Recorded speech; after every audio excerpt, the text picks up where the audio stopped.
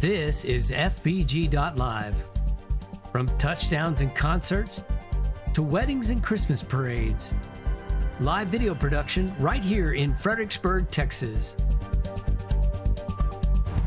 Live, local, here for you.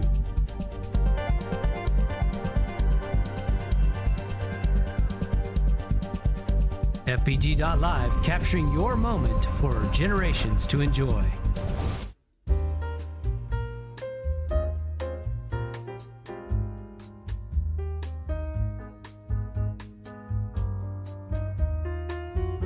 Anyone here to do an invocation for the meeting this morning?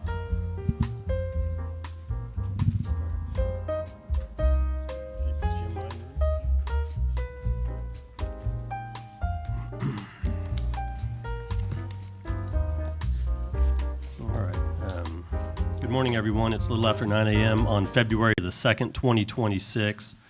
This is a meeting of the Gillespie County Commissioners Court. It's rescheduled from last week due to the ice storm. Before we call the meeting to order, we're going to begin with the invocation and the pledges of allegiance. Mr. Jim Riley is going to lead us in the invocation. Our Heavenly Father, decisions that are made, plans that are considered, all depend on your wisdom, and we ask for that. We would pray that each heart in here will have that in their complete makeup as we work with one another, build Gillespie County into all it can be. We are grateful to you, and I offer our prayer in the name of Jesus. Amen.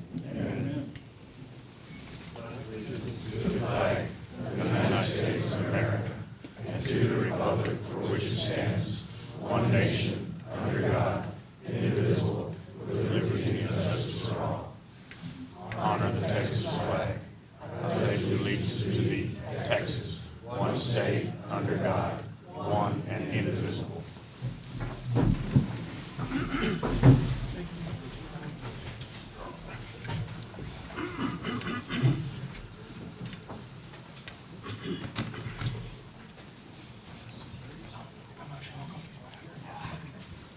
Okay, thank you, Mr. Riley. It's 9:03 a.m., or it's 9:04 a.m. on February the 2nd, 2026. This is a rescheduled regular meeting of the Gillespie County Commissioners Court. We're going to call the meeting to order. All members of the Commissioners Court are present this morning.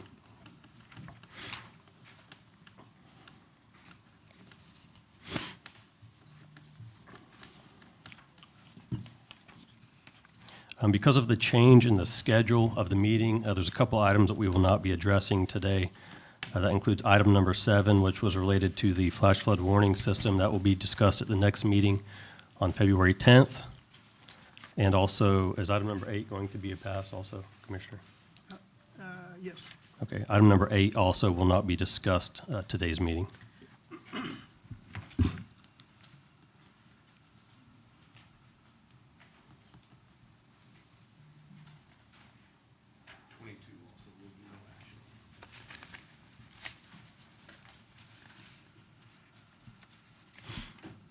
Item number 22 will not be considered today. We will consider that at a future meeting as well.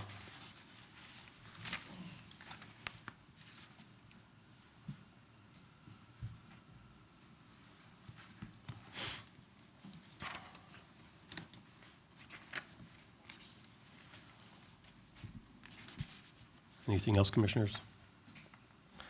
Okay, and in addition to that, we had an addendum for an emergency item related to considering implementing the burn ban again.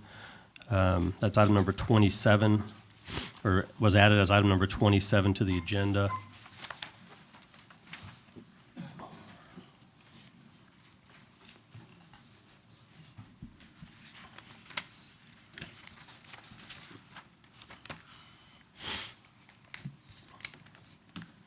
All right, let's move to item number 3. Consider and discuss the Marshall Springs Solar Complex and Battery Energy Storage Project in Gillespie County.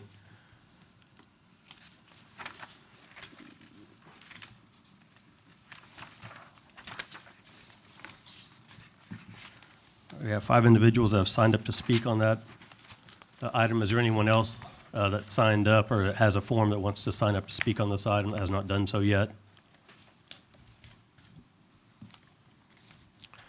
All right, we will begin with public comments. First speaker is Bruce Knightsky. Actually, I just signed up in order to answer questions. Any of the code work that I did on the previous. Okay, all right, thank you. The next speaker is Bambi Harrell.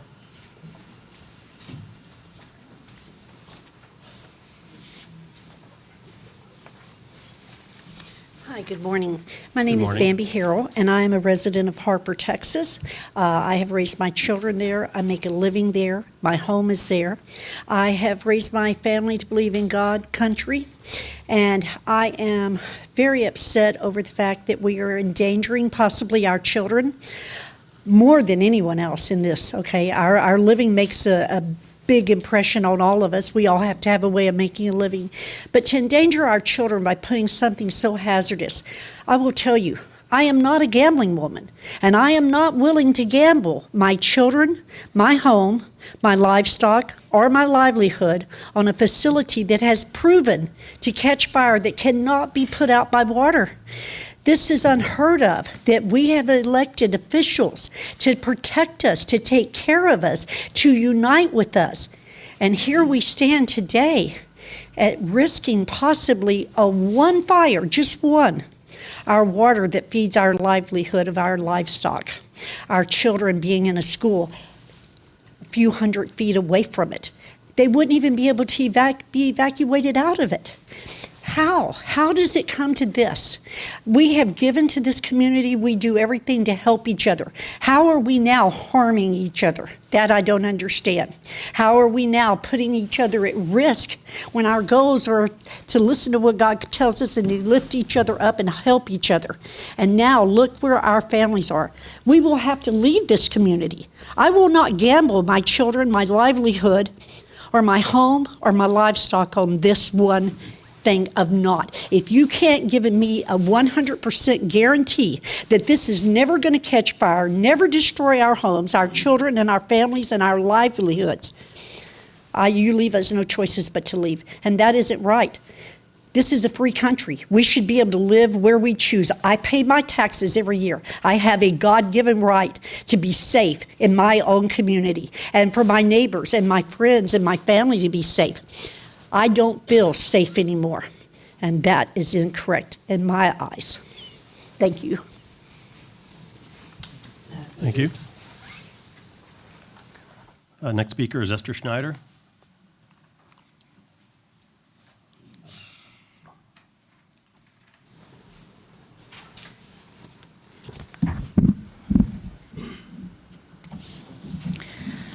I am here today to ask for transparency about the internal approval process regarding the Ampere project because I'm seeing a similar path that led to the litigation with Peregrine, causing the Harper citizens area citizens to come out of pocket for what will exceed $350,000 to win the permanent injunction, and that is according to our attorneys. This is why I have FOIA'd all the communications with Peregrine and Ampere. Judge Jones, according to law, those communications are due tomorrow. But you've never acknowledged the FOIA. Will you be releasing those documents to me tomorrow? I received your open records request, and we're working on it, and we will respond within the time that's required by the Public Information Act. Yes, ma'am. I am aware that multiple requests have been made to you to post all 6 filings, the legal filings, on the website so that taxpayers can read and see it for themselves. Will those those filings be posted? Yes, I've worked with the county attorney. She's in coordination with the district clerk to getting those together, and we're going to have them up as soon as we can get them. I saw an email yesterday that was sent yesterday between Sarah and the district clerk's office about that. So, Thank you. yes, the intention is to have them posted on the website. The county's intervenor filing included emails that prove that the county engineer waived the flood ordinance and the development plan requirements. In my prior FOIA, you provided 2 Google Maps that the county engineer, Melissa Eckert, used to give tacit approval for the Peregrine BEST program to go forward.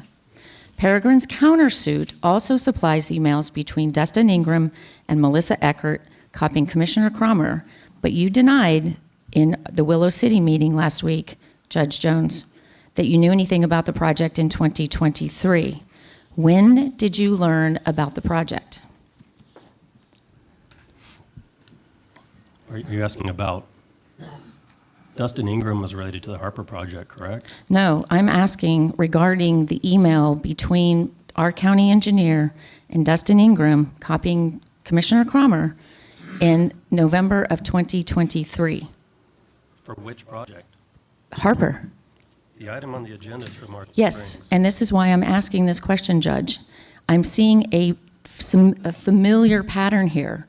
And as I'm saying, the discovery provided more emails that there were discussions with the fire marshal and Commissioner Cromer stating no permits are required in unincorporated Gillespie County. This is patently false, and why Peregrine has countersued the county. Based on these facts, I'm concerned about what is happening with the Ampere project. The development plan submitted in August 25 says conversations had taken place. The citizens haven't heard about this. And based on the fact that the Harper residents have had they're looking at $350,000 to get the permanent injunction, we're asking for all of those documents between the county and Ampere, and again, Peregrine, to be made public. Frankly, we're shocked that Melissa Eckert, who gave tacit approval to Peregrine and is cited in the countersuit, and let me be clear, everyone, the citizens of Harper were not countersued by Peregrine. They countersued the county because the county gave tacit approval via the county engineer, Fire Marshal Olfers, and Commissioner Cromer that no permits were required in unincorporated Harper, or in unincorporated Gillespie County. That's a problem. Our question is, how can we trust you to go forward and not have the same issues that we had so that the citizens in the Marshall Springs area don't have to file a legal suit as well? That's what we're asking. Is that a hypothetical question, or are you asking a real question? I'm asking a real question, sir. Well, my response is that, as I stated before, all of the documents related to the pending litigation are going to be put on the county's website, and y'all can read those and determine what you think is, accurate or not concerning the claims, the counterclaims, et cetera. The counterclaim is related to the regulatory action that's taken by the county, not to something related to, the public nuisance claim that's being brought by the county. So there's no way that they would have been able to countersue anyone other than the county for that. If it's related to the regulation that the county is trying to implement related to the project. As I said before, also I have your open records request related to all the communication between the engineer and Peregrine and Ampere, or I don't remember, whatever the scope of the request was that you referenced earlier. And we've been working on that, and we will get the information to you in compliance with the Public Information Act. Okay, you still haven't answered the question. What assurances can the residents in the Marshall Springs area be assured that our county engineer, who gave tacit approval that no permits were required based on a Google map with an overlay, and she did not make them provide a development plan? There's a development plan that's been supplied for Ampere, but again, this process has not been transparent, and why would we trust a county engineer who made a decision based on her own judgment or something I don't understand, that she waived the flood ordinance and she waived the permit process? That's our concern. The citizens shouldn't have to pay for litigation, and in fact, the next phase we will have to do is sue the county for reimbursement of our fees, because we should have never had to come out of pocket to pay for litigation in the first place when the county engineer waived authority that she didn't have. Yes. Are you done with your? It depends on what she says. No, it doesn't work that way. It's not a back and forth. So this is the way we've always done it, and now you want, this goes back to transparency, Judge.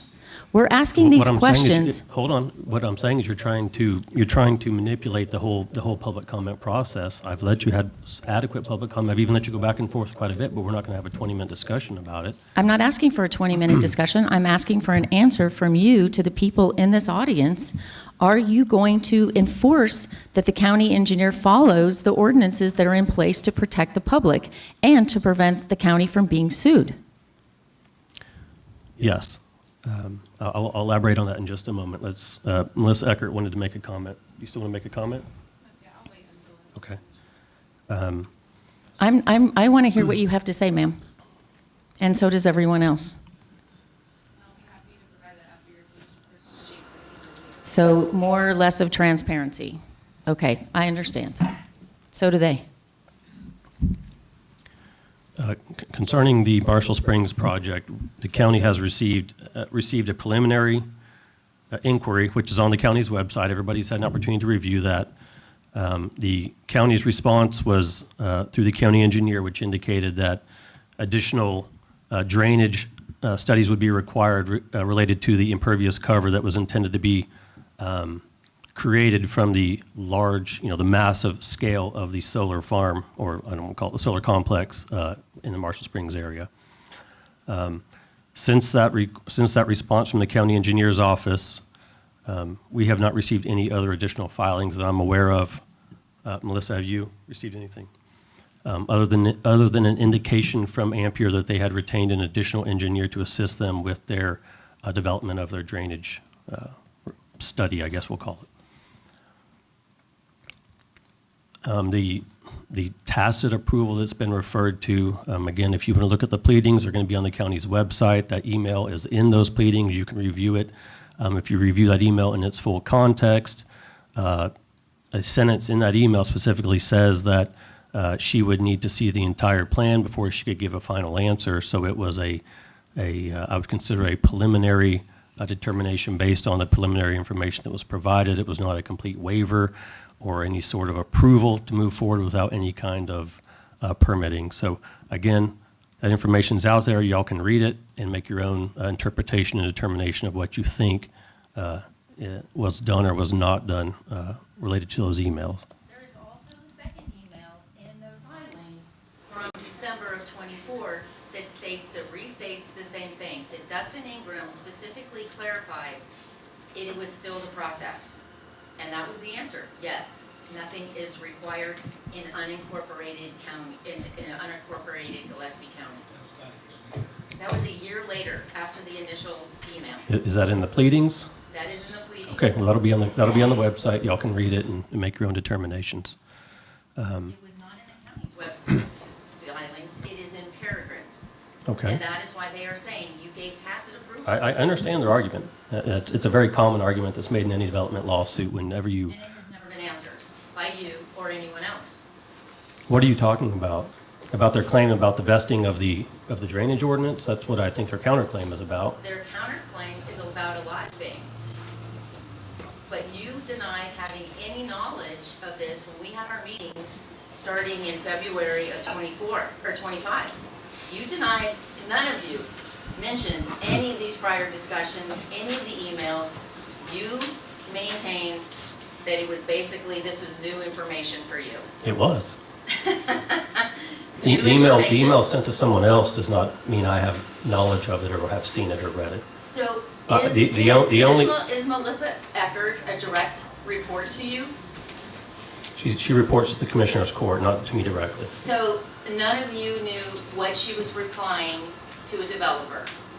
You don't, if you're expecting us to review every single email communication she has with proposed developers, no, we don't do A that. project that promised $13.6 million in tax revenue, and it was going next to our school and next to the headwaters of the Pedernales. No one knew what she was doing. That she hadn't even bothered to go to the job site, not until July Are you of asking about 2025. You're asking about Harper again, and you're not asking about Marshall Springs. We are asking about Harper because there is a pattern of behavior that implies we could be, the citizens, could be in for the same ride. Yeah. Well, I guess my final comment is that in 2023, I don't think that the public or the county had the same view of best projects as they do now. And so our response to projects that we're become aware of now is different. And, it's just, we've got a different approach than we would have had then. And so when someone contacted the county in 2023 and discussed a proposed BES, I'm not sure that anyone in the county, including the public, had a good understanding of what risks that possibly presented. And as we became aware of those risks and have learned more about those types of projects, not just here but across the country, our approach has changed to step up to protect the public safety and the public health and the natural resources of the county. You were suggesting, if hold I on could one just- second, let me finish. Mr. first one Knightsky, second, you have to please. take a seat. So you're saying that it was okay for her in 2023 to arbitrarily waive the flood ordinance and the requirement for a permit process for a development? Well, I'm not saying that's okay, and I don't agree with that statement. But that is what has happened. I don't agree with And that is what that. is in the, you may not agree with it, but it has yet to be disputed in court. Well, then that that's didn't what will have happen. to be resolved, because I don't agree with your statement. We've already discussed this, that the information's out there for the public to review. So she can randomly, without any supervision from the Commissioner's Court, waive the flood ordinance and the permitting process She for any didn't waive, development. she didn't did. waive the deal. On She what they did. had and what our She regulation did. was at the time. No, you are wrong, Commissioner Yancey. Is what is on the website to be believed, is as what the process is? Judge Jones, you said that was not a legal binding document in a previous Commissioner's Court. What What's is? the county's website? What the county has on its website as the process. What controls is the ordinance, the actual document, the ordinance, not a summary of that process on the county's website. So the people cannot go to the website and find accurate information is what you're saying? No, they can go to the website and read the actual ordinance, that if you're talking And about you're a, saying, talking about and a you summary of told- information on there. You told Mr. Knightsky in a previous commission meeting that didn't apply. That wasn't a legal binding document on the website. The text that's on the county's website, that's a summary of an ordinance, is not the controlling language that would be utilized in our enforcement actions or litigation or anything else. It would be the actual ordinance itself, which is available on the website. But we're talking about a 40-page document that's reduced to 2 or 3 paragraphs. Those 2 or 3 paragraphs are not the same as the entire ordinance. They're essentially summary. And you're allowing the county engineer to make her own decisions based on violating the ordinance. Oh. Mr. Yeah, Knightsky. so this is the countersuit paragraph filed against the county. Okay. And it says right here, December 8th, 2023, Engineer Eckert stated, based on the preliminary site plan, appears there would not be any permits required by the county. What's the sentence after that in the email? Okay, the sentence, I would like to see the final construction plans to ensure that remains the case. The addition of any facilities that generate wastewater could potentially change it, okay? But it does not contain the email from 2024, a year later, where Dustin Ingram states that he wants to confirm that no permits were required. Yeah, and also with the regarding the development permit posted on the website, if it's not a legal document, is it reliable? It says on there, it contains the requirements that a development permit is required for any of these applications. Essentially, that's an essential part of the permit. That doesn't change just because it's been not the entire 40 pages. That was an essential point of it. Okay. Thank you, Mr. Knightsky. Melissa, did you still want to make a comment? Yeah, I just wanted to talk about the ordinance. Okay. You have to go to the microphone. Yeah.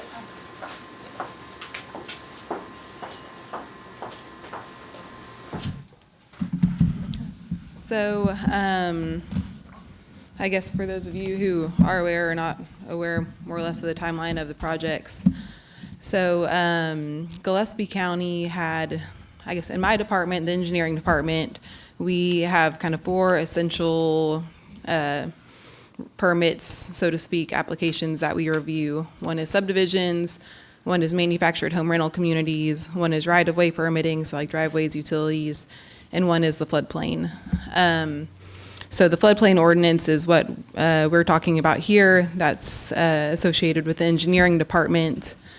At the time that Peregrine was proposing this battery facility, our floodplain ordinance that was in effect was the 2001 floodplain ordinance.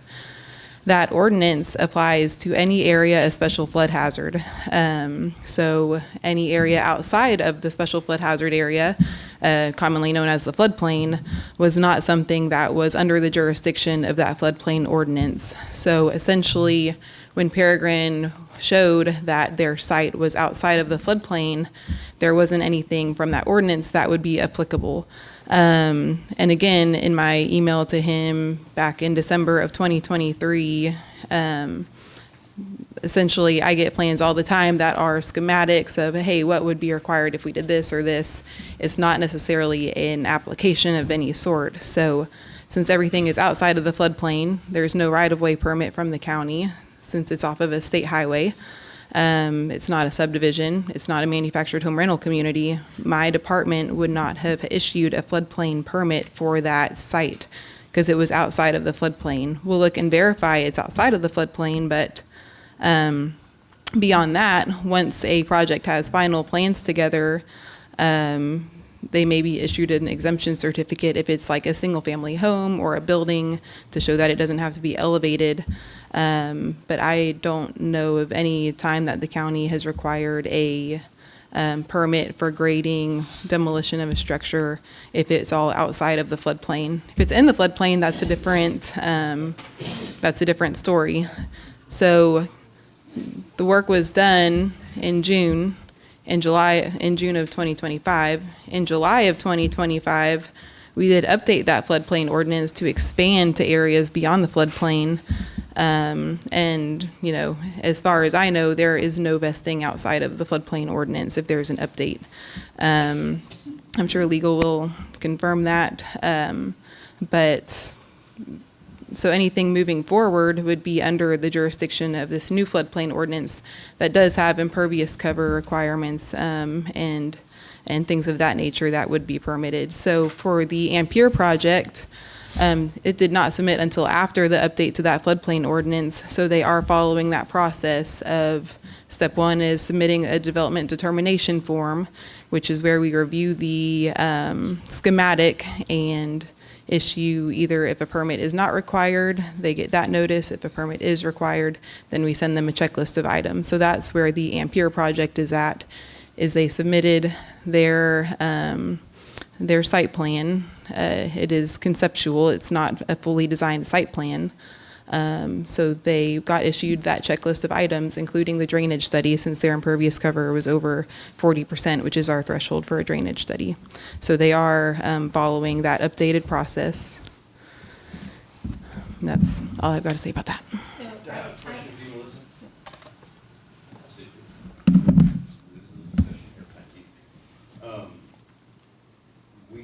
You did order a stop work order in the Harper area Yes. after a pole was placed on the property after Yes. construction began. Right, so under the new floodplain ordinance, since there was a pole constructed, the pole was outside the floodplain, but that was construction that's recognized by that ordinance, and that resulted in the stop work order.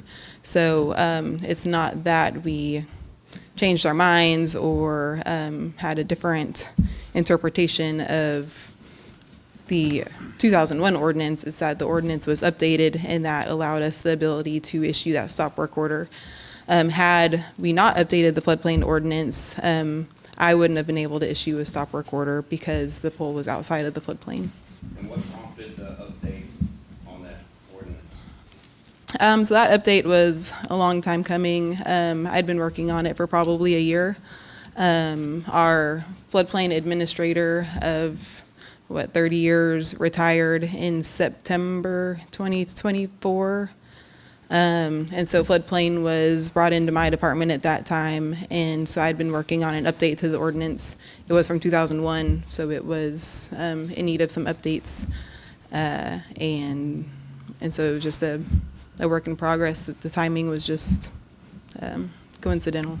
Along with other ordinances also that we update on a regular basis as we find things that come up? Yes, yeah, we routinely have been updating the right-of-way ordinance, the floodplain ordinance, and then we're working on adjusting some aspects of the subdivision ordinance to try to better reflect kind of the the applications and what we want to see with subdivision applications. So yeah, that is a very routine process that I go through. Is as things happen, as things come to our attention, we make note of them, and then once the time comes, we will submit that for an update.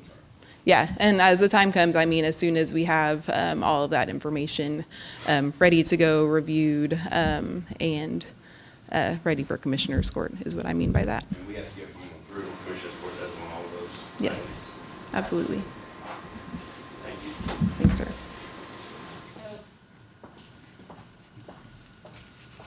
I have two documents here. One of them is the floodplain development regulations and documents.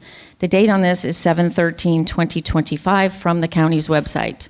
It reads, "A development permit is required for development if any part of the property is located in the floodplain. The Peregrine project is designated in flood zone A." And it goes on to say, even if the permanent improvements are outside the 100-year floodplain boundaries, the development permit application must be completed and returned to the county engineers prior to the start of any construction. Again, that date is July 13, 2025. The floodplain ordinance was adopted, the revision, on July 28th, okay? The next document I have was revised on September 23rd, 2024, so it would have been in play.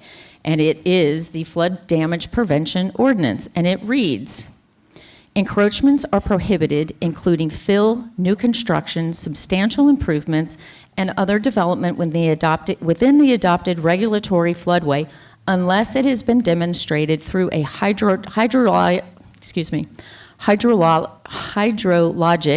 and hydraulic analysis performed in accordance with the standard engineering practice that proposed encroachment would not result in any flood levels within the community during the occurrence of the base flood discharge." These documents were in place when Peregrine filed for their TCEQ large construction permit in May of 2025. I brought to this court in September that there was $190,000 worth of construction completed on the Peregrine site in the month of June, totaling $190,000. It was the destruction of structures, a house. It was the installation of gravel roads. It was the installation of silt fencing and a whole lot of other things. The county engineer did not visit the site until July 25th. So, we can talk about what's what and what's not, but these documents were in place in the county during the time period in question. Is the Peregrine site in the floodway? The Peregrine, if it impacts the floodway, is what this document says, and it is in flood zone A, which required these documents. We had this discussion with you. Melissa, again, we can go back and forth. You argued with us on what is construction and what is not. Section A says the ordinance shall apply to areas of special flood hazard. There is no part of that site that, per the 2001 ordinance, that was in the flood. Then when we had our meetings back in March, April, May, June, you never mentioned any of that.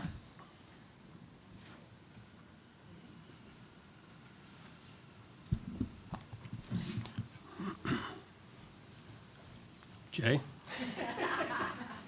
I don't know why you guys look at me crazy. I'm the nice one. Well, you're next. Mr. Schneider, you signed up. Is it also on this item that you wanted to speak on?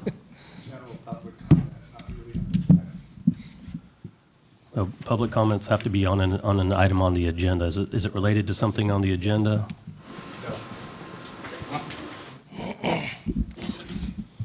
Go ahead, mister. I just give you guys trouble because it looks bad if you yell at a guy with one leg. My stuff is about the Ampere and the Marshall Springs project. Just one quick note. I think the quote that Esther was looking for in the Peregrine countersuit, their exact words were, "Despite its prior approval of the project's plan, interveners, as in Gillespie County, attitude towards the project swiftly shifted when certain residents voiced their objections to the project. Now, I'm not here to say if that's the truth or what it is. I'm just saying that was the quote in the Peregrine countersuit. As far as Ampere, Marshall Springs, Mr. Olvers, thank you so much for approaching us to meet today. We've been excited and looking forward to having the opportunity to finally meet with you guys and actually talk about this for quite a while. It has been told to us on multiple occasions that the Judge Jones has been closely working with another group, and they have no problem bragging about it, for lack of better terms. And it's been frustrating because we're the ones who followed the nonprofit. We're the ones who have put in a whole lot of hard work. Esther's not, actually, most people don't realize this, Esther's not on the board for Fight Best Texas. The nonprofit we filed is myself, Bruce Knightsky, and Scott Strange to fight the Marshall Springs Ampere Project and the Peregrine Project. Esther's not on that board. I'm sure you guys can understand that it's very frustrating for us to feel like we're not being talked to or met with, or there's these things are happening with another group, or they're meeting with other state and elected representatives and all this other stuff going on. But that group is supposedly meeting with Ampere this week, publicly stated. Are any of you also meeting with Ampere this week while they're in town, and were you already aware of them supposedly meeting with these citizens from Country Creek this week? Being in my precinct, I'm not aware of that. No, not at all. I heard about it on Saturday, that there was some discussion about them coming to town. I don't have anything on my calendar. I have not been asked to meet with anybody related to Ampere. Okay, thank you. Anybody else? Was anybody else aware that they were meeting? Okay. Would you all notify the public if y'all were to meet with Ampere and to make to allow us the opportunity to comment or to speak in regards to that project with them publicly? I can't tell you I don't know what they would agree to as far as a meeting. I don't know that they would agree to meet publicly, but I think that any communication between the county and Ampere would be, relevant to the discussion in the public. And so I think I would probably come in here and say, I met with Ampere last week and this is what we talked about. That would be my expectation. Mm-hmm. Let me address the other group that you referenced real quick, if you don't mind. Those are not meetings that I coordinated or set up, or the county coordinated and set up. People call or send me an email and invite me to go to a meeting, and that's what I do. I went to those meetings. I don't recall ever being invited to a meeting from Fight Vest for FBT, but if there was one, an invitation, I don't see why I wouldn't, entertain the meeting. So it's not like I've been trying to coordinate with some other group and cut you out or cut your group out. It's just that I've been asked to attend those meetings, invited, and I went to those meetings. That's how that played out. Okay, so I guess maybe there was a misunderstanding there because we thought that, when we spoke about the Citizen Coalition that you guys had talked about putting together, that's what was supposed to be happening. And so it came as a shock to us when we found out that these other meetings were happening, without our input or exposure. It has become more increasingly clear to us that there are clearly some differences of opinions in how this should be handled in general, obviously. But there's a lot of shots being fired over the bows, so to speak, and we'd like to put a stop to all that. So I would like to formally request that both groups be met with in the same consistent manner as part of a citizen coalition as prior requested and stated by you to put together, to get all seats at the table so that we can all handle this and transparently and upfront is what I would like to formally request, if that seems reasonable, regardless of my personal opinion of certain individuals in said groups. Do you know the proposed citizen committee? I think there's 5 individuals maybe on that that have agreed to participate in that. Is there sufficient participation from both groups, you feel, representation in that group, or would it need to be expanded to include, I'm not sure exactly where everyone's, sort of alliance, if you want to call it that, falls in that group, but I think there's people from probably the Harper, more associated with the Harper project and some that are more associated with the Marshall Springs project. So And Commissioner Olfers has agreed to head up trying to organize that to get those first meetings started with that group. So I just want to make sure that y'all are of the opinion, I guess maybe that's something you can discuss in your first meeting, is whether the committee is representative of everyone, both groups or both projects or whatever, to make sure that everyone has a fair ability to participate in that discussion. And that's exactly what we're requesting. Obviously, Esther has led the Harper group and the Harper lawsuits, but she's not in that group. She is also not in the Fight Best Texas team. Fight Best Texas was specifically formed to fight all of these projects because we feel that doing whack-a-mole, kind of like what we're doing right now, fighting each project at a time, isn't going to be the way we stop these permanently, and that's the ultimate goal. So we would absolutely want everybody at the table, regardless of alliances or agreeances or not, right? We need everybody at the table. We all need to work together, and that's what I've tried to call for from day one. We need to have a united front. We've all got to work together. And so I am 100% down if Mr. Olfers would like to put that together or you'd like to put it together, right? Whatever that looks like. Both groups, Harper team, FBT, Fight FBG, let's get all the seats at the table. Let's get everything on the out in the open, transparent, so that people aren't feeling like they're left out or things are being subverted. Like I told you guys from day one, I'm not here to fight you. I'm here to fight them. And we need all hands on deck for this. And all the subversion stuff has got to stop, So I had one other relevant question. Okay, so, and like I said, I always ask these with the greatest respect. When I first came to you guys, Judge Jones, I think the first time I came to you guys got to deal with my one-legged self was, I think maybe in September. And I came and I spoke to you guys, and you said, when I asked what was going on or what was being done, you said the words, quote, "Our hands are tied. We have limited tools in the toolbox." Do you guys remember that question and answer?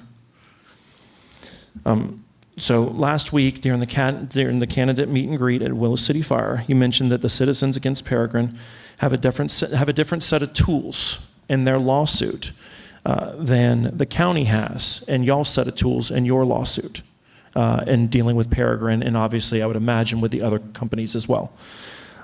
Could you explain to me why recently you guys were saying, hey, our hands are tied, but then, at Willow City, you guys are saying, hey, we've got tools that the citizens don't have.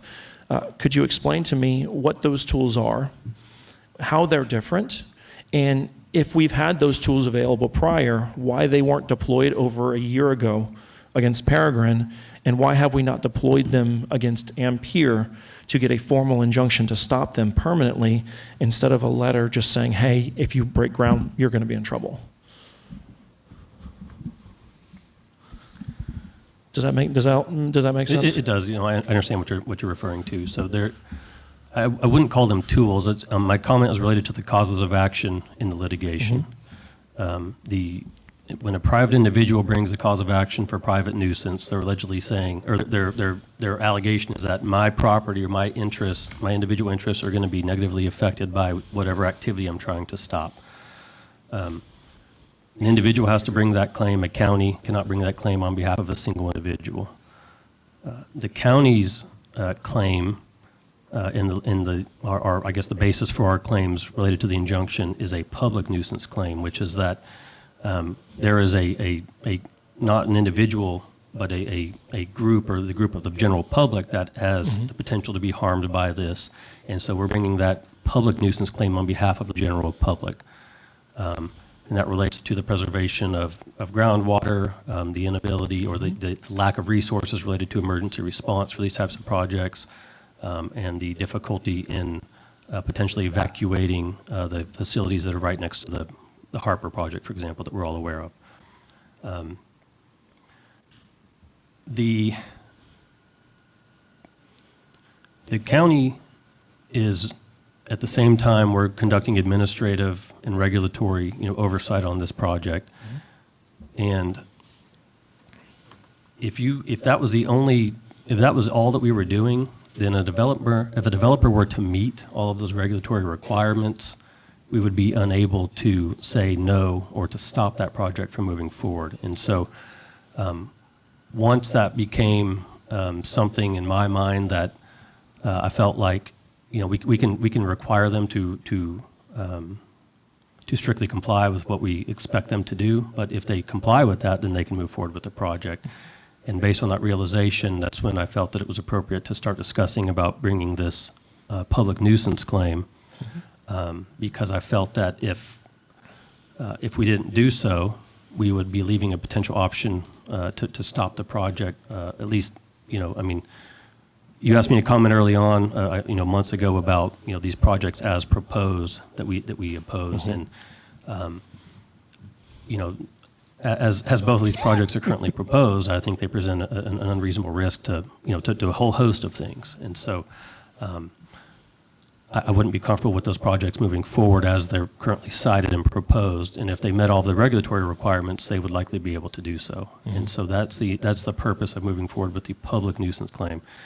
But the tools, I guess, or that you're referring to, the different tools, it's the types of claims that we're bringing. One is on behalf of the public, and one is an individual bringing their own private nuisance claim that we can't, we can't bring each other's claims. They have to be brought separately. Understood. So, and just to clarify in my own mind, and I guess for the general public, right? The citizen's nuisance claim is basically, hey, you can negatively affect my property, my family. And the county claim is that, hey, as a county and a number of citizens as a whole, you would be affecting their potential well-being and welfare, and that's the difference between the two, right? So was that tool, all right, so basically you're saying that tool, you didn't feel the need to deploy that tool until you guys felt that they would be able to probably meet the regulatory needs in that way, and therefore you needed another, a backup plan, so to speak. And if that's the case, can we not just preemptively deploy that and stop the Ampere project ahead of time? Okay, so I'll try to answer both parts of that. For me, this concept of even using the public nuisance argument is not we're sort of breaking ground here with the types of projects and the claim that we're making. And so once it became, I wouldn't say that I'm confident that that any of these developers are going to be able to meet the regulatory requirements, but if they can, then we're, that's in trouble. it. And so when I felt that was a possibility, or came to that realization, that's when I called outside counsel and started inquiring, is this even possible? Is there something we can do here? And then we moved to develop the claims, and then where we are today. Concerning Ampere, I will say, which I've said before, is that we retained outside counsel for both of these projects. We have had discussions with outside counsel related to Ampere and what action we can take related to Ampere.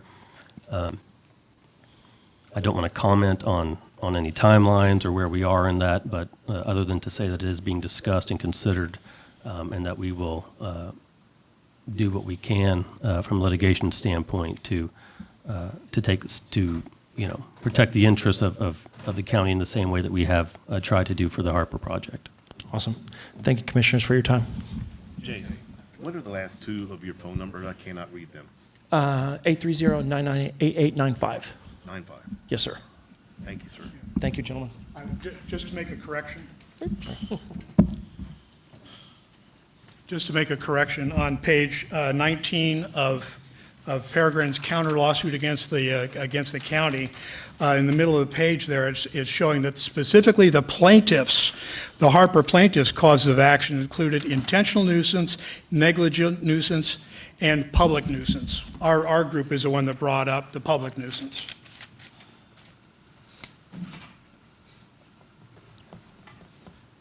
All right. I believe that's all the public comments we have for the Marshall Springs Solar Complex and Battery Energy Storage Project in the county. Is anyone else that signed up to speak on this item that I did not call? I wanted to make just note a couple things.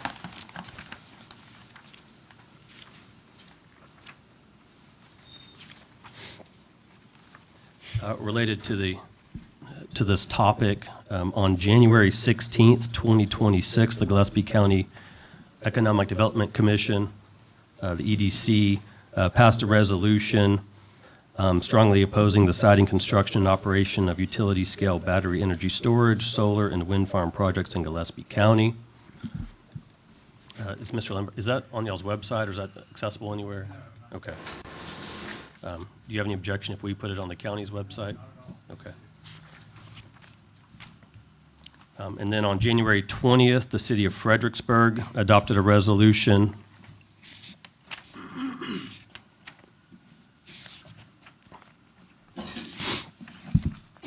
that resolution was specific to formally opposing the Marshall Springs solar and battery energy storage project. The resolution cites their concerns and requested that Ampere acknowledge receipt of that resolution and provide a response confirming their intentions regarding the project. We will add both of these to the county's best website, to the page under the Marshall Springs project, so all that information is out there. Anything else from the commissioners on this item? Yes, ma'am. So I just would like the public to be aware that those resolutions are feel-good. They have no authority to regulate, prohibit, do anything. So while they send a message, it doesn't really mean anything. Would you concur, Judge Jones? I would not concur that it doesn't mean anything. I do agree that they do not have any sort of regulatory effect. It's a position taken by those entities to express their position on the issue. Yes. Anything else, commissioners?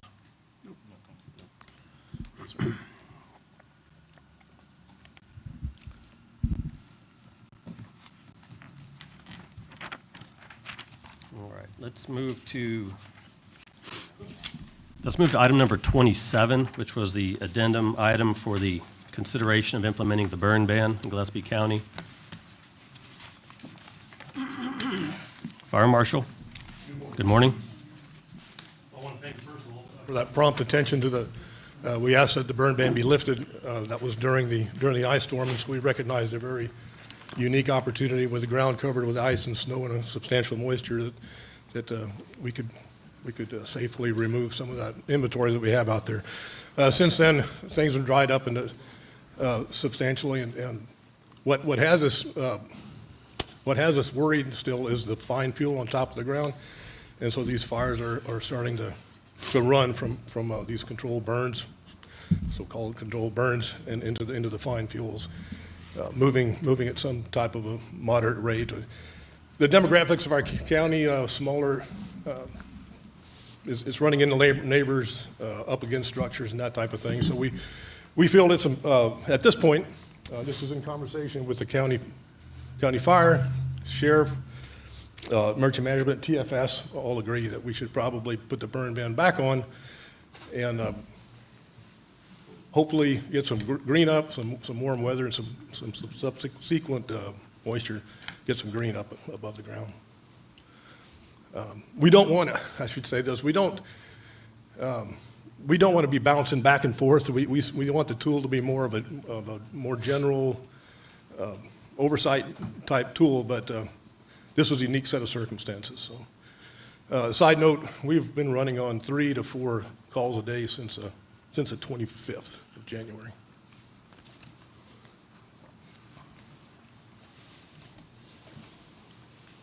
Commissioners have any questions or discussion?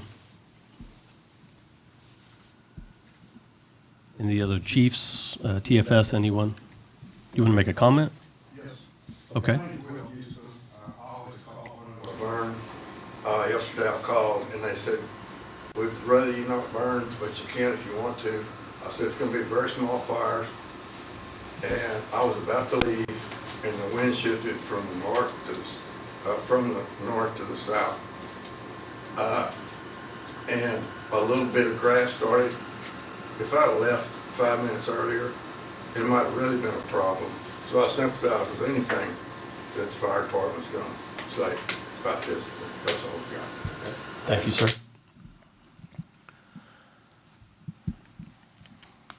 I move we approve. Second.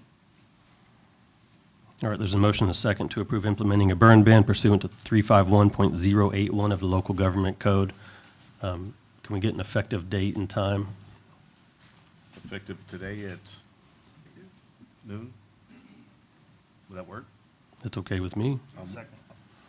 All right, we have an amended motion and second to add an effective date and time, effective today, which is February the 2nd at noon. It will be the standard order that remains in effect for 90 days unless it's further action of the court or the county judge to terminate it prior to that. Any other discussion? All in favor, say aye. Aye. Any opposed? That motion carries. Thank you. We'll get a press release out and notice to all of the law enforcement and fire chiefs right after the meeting.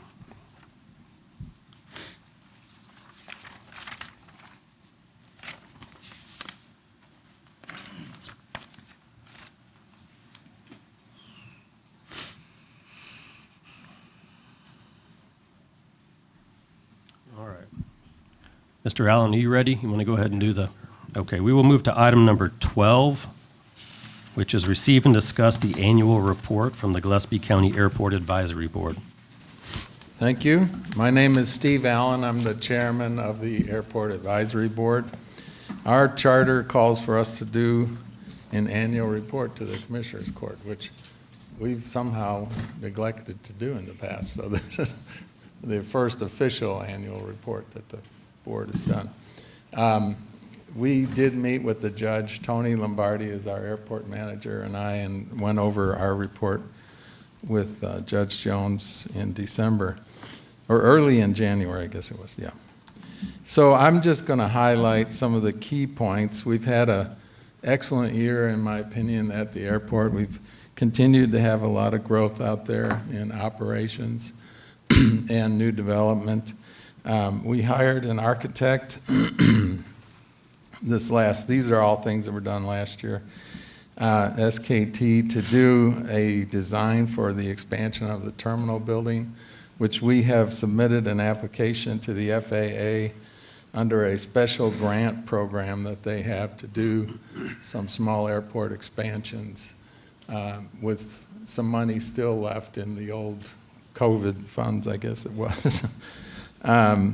We hired a legal advisor, Mr. Cutler, this last year to rewrite all our lease templates and development agreements to take some of the burden off of the judge from having to write them and then also review them as the judge.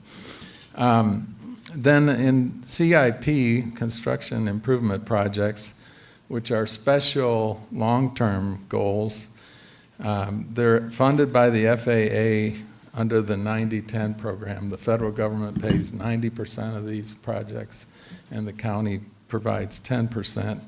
We have been working for some time on a drainage study, which that has now the groundwork been completed, and we're doing some of the final engineering on that to make sure that we keep up with the flow of drain water through the airport as we develop it. We will redesign the south area next after we complete all that, the undeveloped south portion of the airport.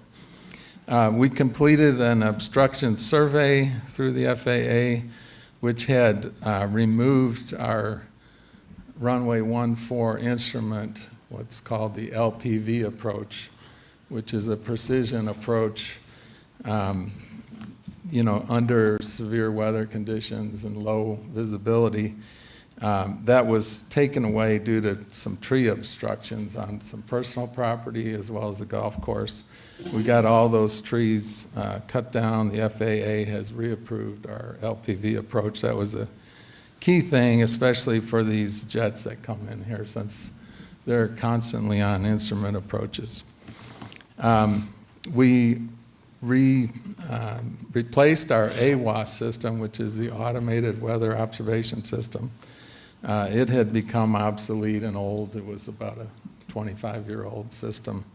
Parts no longer available. Oh, Tony's right here, airport manager. We completed the engineering design phase of a pavement project, which is a fairly large project that's going to get done This year, it's about to go out for bids. It's a reconstruction of a bunch of the ramp and then recoating the taxiway and ramps with a slurry. That's about a $6 million project that falls under that FAA 9010 money. And then we've initiated the runway reconstruction project, which our runway is about 20 years old. It's still in pretty good shape, but it's anticipated by the FAA. When I say the FAA, and of course that's all regulated through TxDOT, that they will schedule that for about fiscal year 28 and 29, estimated to be about an $8 to $12 million project, which is also done under the 9010 money. We edited the minimum standards this year, minimum operating standards, to bring them all up to date. We held some of our major events that we do out there, which are generally funded through the groups that use them or through companies. The Easter egg drop, the annual Santa fly-in. We supported the 50th anniversary of the Vietnam War weekend with an open house. And then we had several fly-ins that we have every year, like the T6 group, the Cirrus group, V-tail bonanzas, etc. We had record FBO fuel sales. They've been growing up every year. A lot of these jets coming in, a lot of Jet A sales. The county makes some money on all of those. The airport has been an income contributor to the community, and the FAA is doing another study on the economic impact. They do this about every, 3 to 5 years. 3 to 5 years. And our airport has significant economic impact on our area, bringing people here and so forth. And all the businesses that employ people out there. We have a program that captures daily operations now, and takeoffs, landings, go-arounds, overflights, and we had 46,580 operations last year, which is pretty significant for a small airport. So, in conclusion, the Airport Advisory Board remains committed to supporting airport management and Commissioners Court in maintaining a safe, efficient, and community-focused airport. The board appreciates the cooperation of airport staff, elected officials, tenants, and the public, and looks forward to continued progress in the coming year. Thank you.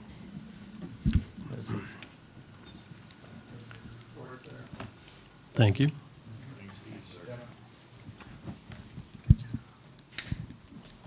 Tony, did you have anything that you needed to add or wanted to add? No. Okay. You did a great job.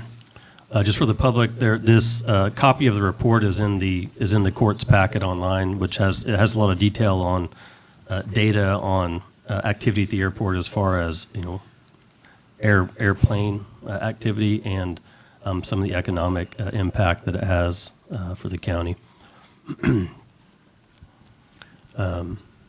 you, Mr. Allen. Thank you, Mr. Lindberg. Thank you, Tony, the rest of the board, for continuing to advise, I guess, and provide expertise to the Commissioners Court on the operation of the county airport. Do you have any questions or discussion on this that you wanted to? No, sir. Can I make a motion on this? You can? Yes. I move we accept the annual report from the Gillespie County Airport Advisory Board into the Commissioner Court meeting minutes.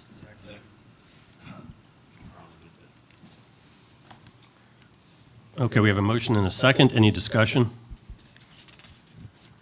All in favor, say aye. Aye. Any opposed? That motion carries.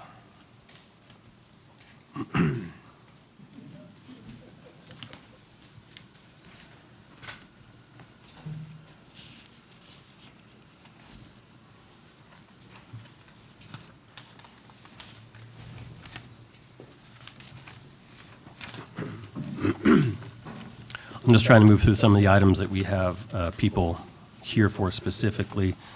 I wanted to move to item number 23, which is consider approval of the contract between the county and Willow City Volunteer Fire and Rescue for rural fire services. Chief? Good morning. Good morning. Well, Willow City has had a very busy year.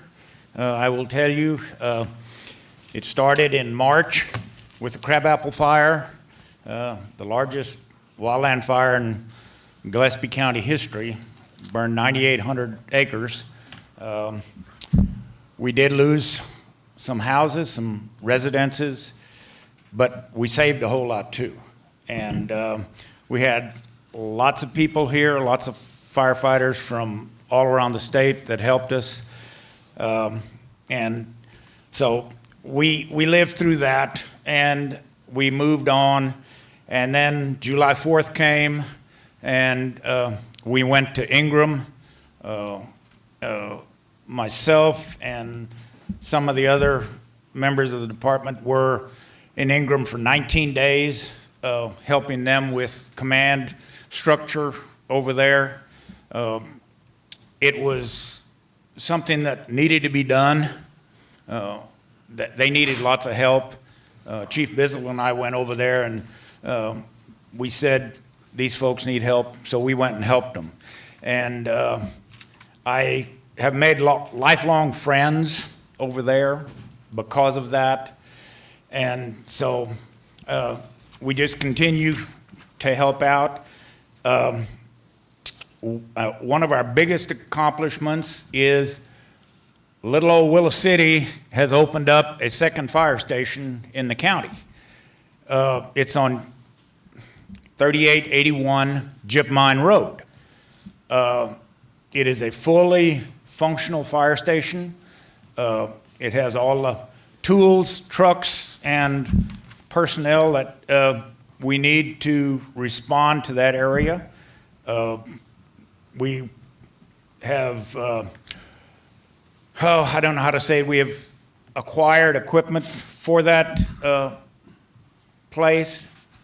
station, and we're very proud of that because that's a very large area that is a long way from everywhere. It takes a long time to get there. So we're very proud of that fact that we have that going.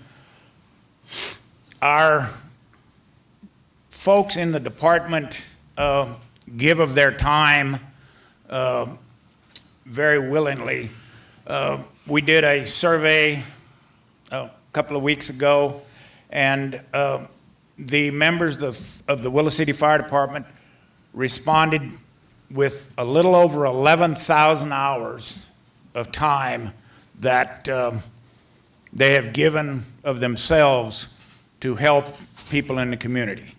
Now, that's not all in Willow City. It was, in Harper, Stonewall, Doss, Terra Linda, Ingram, Fredericksburg, but we serve, when somebody dials 911, somebody needs help. And if we're called, we go. And that's about all I have. Thank you, Chief. You bet. Do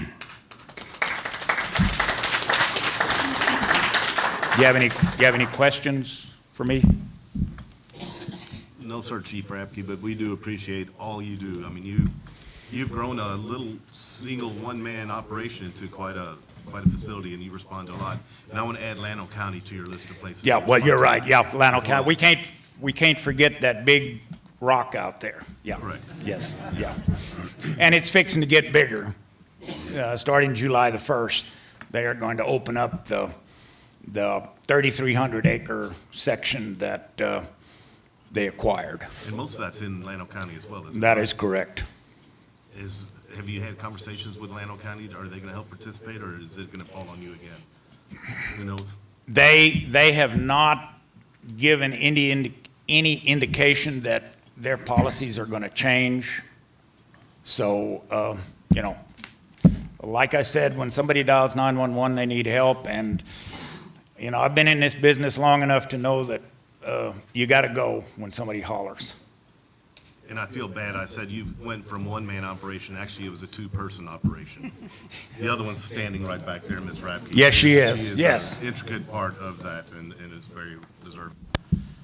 But I move we approve the annual funding contract between Gillespie County and Willow City Volunteer Fire and Rescue for rural fire services in the amount of $59,000. There's a motion and a second to approve. Any discussion? Just for the record, I want to note that they have, Willow City has submitted their annual report of their finances and their activity report as is required per the agreement. Any other discussion? All in favor, say aye. Aye. Any opposed? Motion carries. Thank you, Chief. Thank you very much.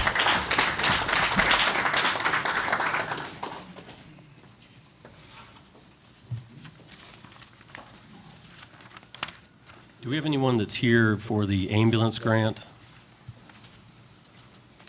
Okay. If not, we will take that up later. And on 25, I just need to text him when we're ready for it. Okay.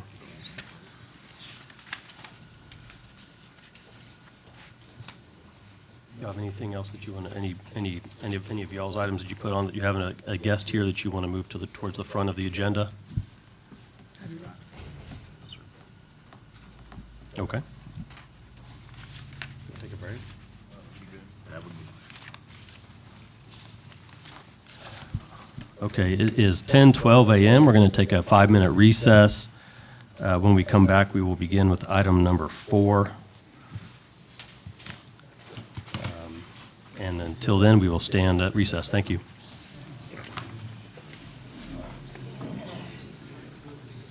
The library one? Okay. What do you want to do that one?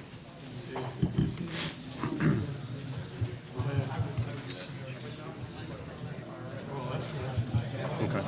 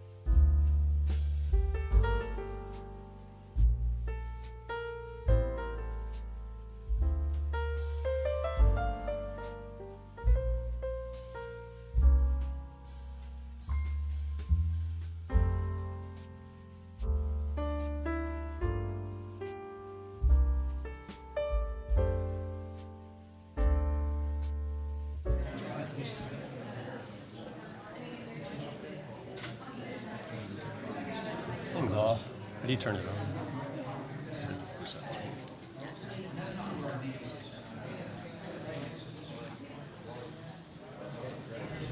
Fix it, but I didn't bring my hammer.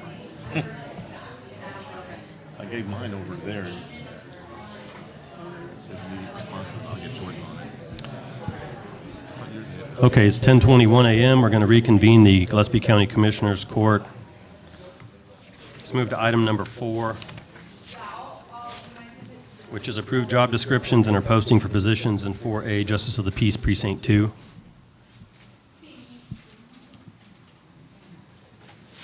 Glendine, is Cammie out there? Yes. She's right there. We need her.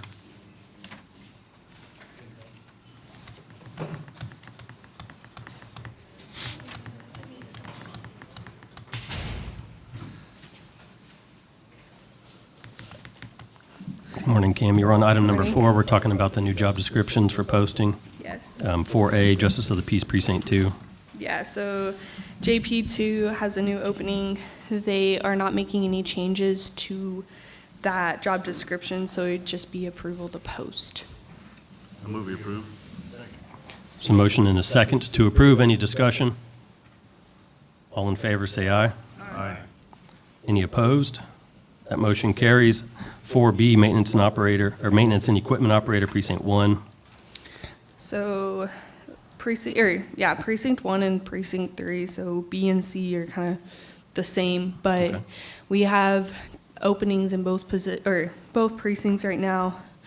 And as we've gone through and tried to look at applicants and stuff like that, we've noticed that job description has I think it says 30 days for getting a CDL. And so just because new things have changed and all that, we are wanting to change that to 90 days, or at least seeing what the court believes is a fair timeline in order to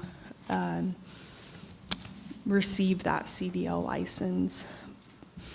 I don't believe the 30 days is reasonable anymore, so.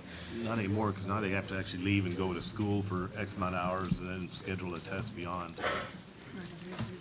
Yeah, I was going to say 90 days. Commissioner Ryan, I'm right. I would almost like 6 months. What's your thoughts, or else thoughts? I would agree 6 months, not out of line. Where'd the 90 days come from? Was that just an extension that we? Yeah, I think at one point I remember having a conversation with, I don't remember who, when another opening was open previously, and I believe 90 days was thrown out, so that's kind of where I got that from. Yeah, so obviously the criteria is a lot tougher, and then getting scheduled for schools, and so 90 days could still be a challenge, I think, getting somebody in to go test and train. So. 180 days? 6 months? Gives us some cushion? That works for me. Okay. So I'll move we approve the maintenance operator precinct 1 and 3 to extend to acquire the CDL license up to 180 days, 6 months. Second. And posted. And posting, well, they are posted. And posting. Second. We have a motion and a second. Any discussion? All in favor, say aye. Aye. Any opposed? That motion carries. Let's move to item 4D, Grant Administrator. So this was one of the positions that was approved to be, or approved during budget. And so we have worked on a job description for that. Pretty much just kind of looking at a good overview of kind of what other people, other counties are doing, and then kind of what we've heard the court mention the needs were for this position. So we've labeled it draft, knowing that court probably has discussion on this. So.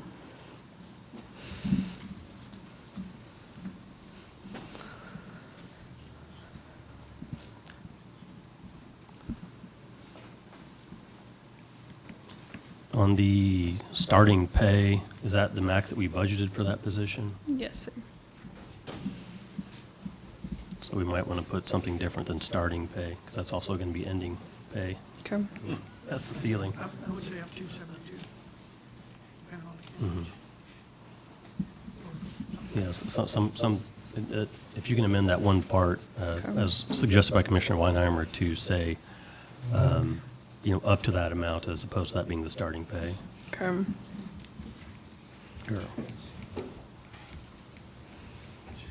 depending on experience.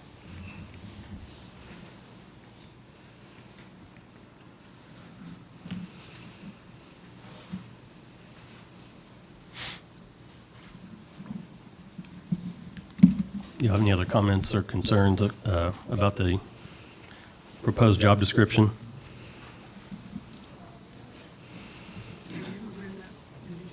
I looked at it, yes.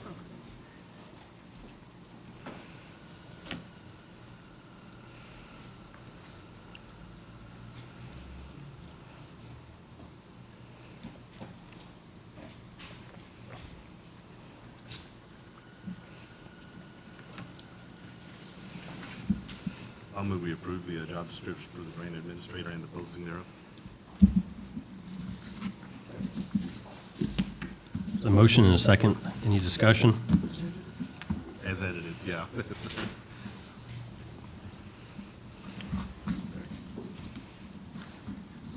Any other discussion? Lindsay, did you get that addition? Okay. All right, all in favor, say aye. Aye. Any opposed? That motion carries. Item number 4E is a purchasing agent. I guess I'll preface this for the discussion on this item. So the county auditor and I have met and discussed this idea of creating a purchasing agent position for the county. It's not a mandatory position. It's discretionary, but it is provided for in statute. If the position is created, the agent is appointed by the district judge and the county judge, so it's an appointed position. There is a term, and there's a term of service. I believe it's 2 years for the appointment, and you can look at the job description contains the job duties or obligations that are imposed on that individual by statute.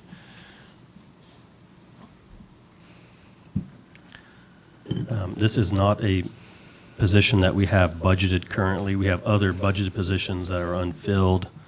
And so the purpose of this was to start this discussion of whether this is something that the Commissioners Court wants to consider moving forward with. And if we want to do it this fiscal year, would we want to use one of the other positions that's funded but unfilled to cover this position instead?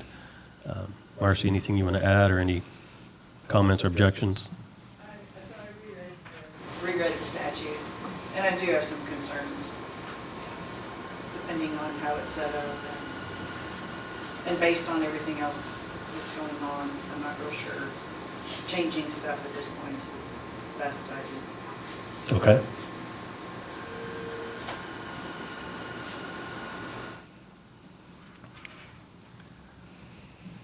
So I think that we would need to understand a lot more detail what switching to a purchasing agent in the county versus the way we're doing it today, what that entails, how it would change things. So I would say that we should have more detailed understanding of the switch of a model, if you will, before we approve a position.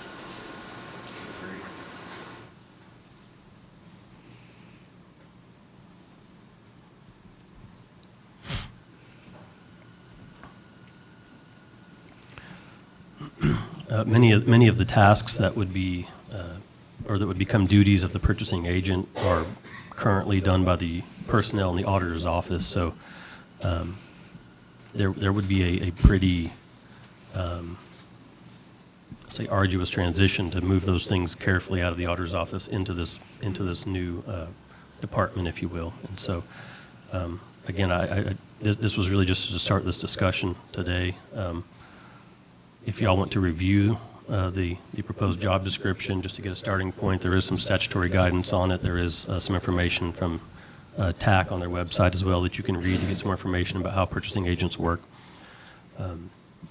And then we continue to discuss this moving forward, and if it seems feasible to be able to transition without too much disruption, then we can start talking about when we're going to try to pursue that. Yeah, I'd like to understand how it would affect road and bridge people who are procuring stuff, or maintenance group, the sheriff's office. I mean, all of these functions are procuring stuff. Are they now going to be, are they going to be slowed up in how they procure things? That's the part I want to understand. And then, of course, you mentioned there would be stuff shifting from the auditor's office.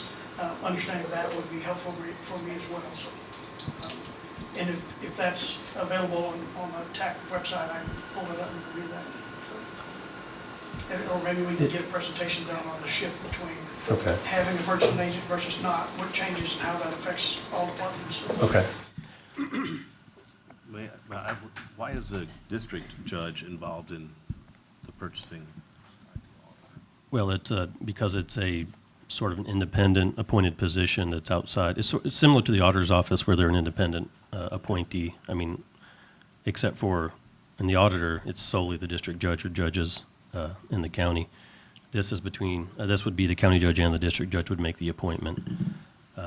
I assume probably part of the reason for that is to make sure that the auditor is okay with the idea before making the appointment, so that the commissioners in the county couldn't just implement it without, I guess, the consent of the county auditor.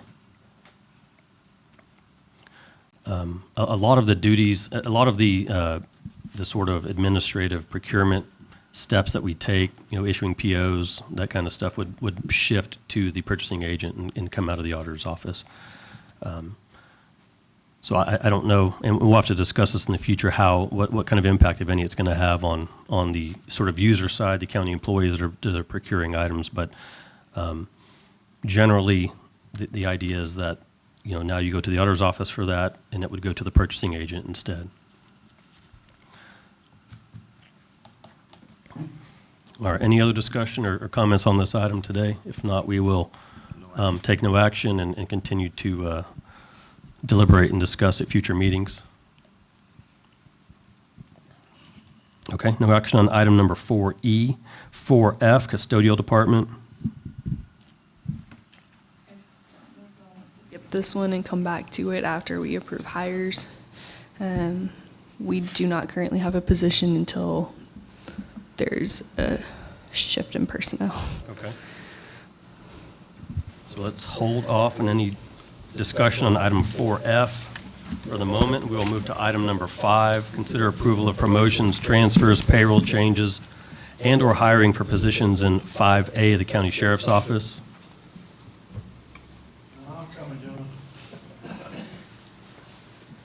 Good morning, sirs. Good morning. Let me get you all a copy. There you go.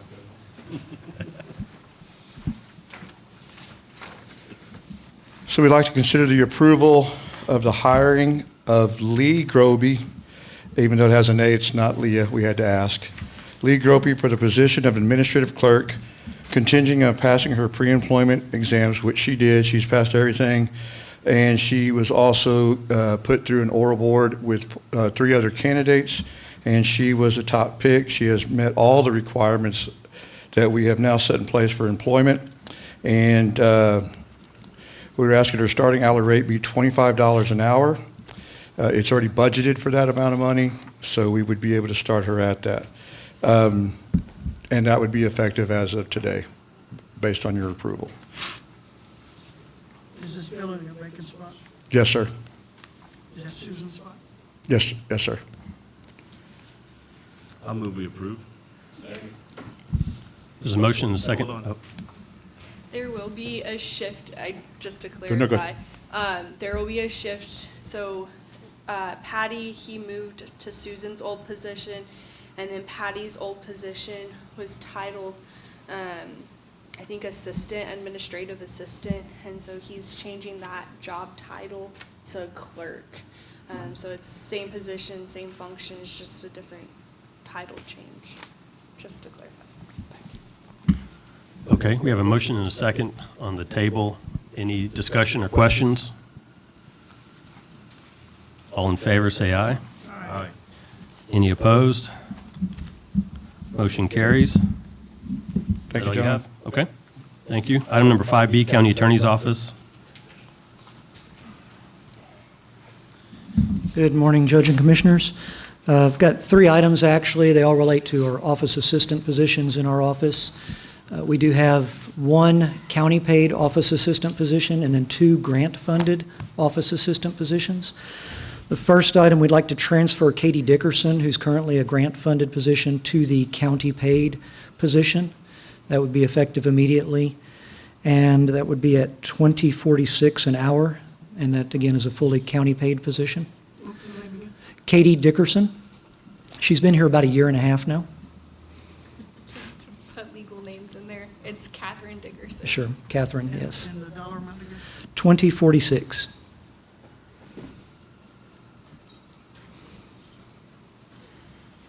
And then the other 2 positions are grant-funded positions. These are grants through the SB 22 grant that were started in fiscal year 23. Those grant-funded positions, we have 2 applicants that we've approved. One has done the background check, is ready to begin effective immediately. One still has a background check to do, and we'd like to get her approved contingent on that background check, so she wouldn't be starting today, but as soon as we get the background check done. Those positions would be at $18 an hour because that is kind of the new county minimum. A portion of that is grant funded. It would be, I believe that was $17.19 an hour is grant funded, and the remaining 81 cents an hour would be funded through the county. The reason is the office assistant position, the grant allows us to create those positions and start a base pay, but it does not allow any raises in those positions. So any raises above that $17.19 has to be funded through the county. So again, it's 2 positions. They would be starting at $18 an hour. We do have the individual that would be taking the first position starting immediately here with us today. That's Amy Ronsleben, who's from Fredericksburg originally, so some of you may know her. She, again, we'd like to have her start today at $18 an hour in the office assistant grant-funded position. And that's AIMEE.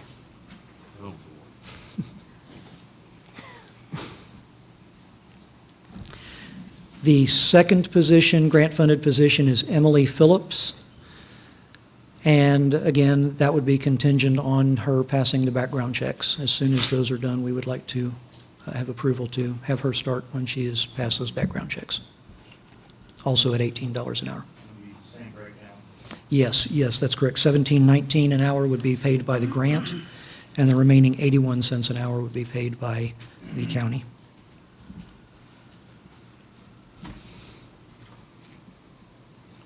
Any questions? We do. Unfortunately, we've been carrying a few vacant positions for a while. This would get us up to a staff of 9. The only position we would have open at this point would be our second assistant attorney position. So we're still short 1 attorney that we unfortunately have only had 1 applicant for so far, and that person actually got hired somewhere else at another county before we could even interview them. So that would be the only position we'd have vacant, though. Well, I move we approve the transfer of Katie Dickinson at a rate of $20.46 to the county paid position. Second. There's a motion and a second. Any discussion? All in favor, say aye. Aye. Any opposed? Motion carries. Thank you.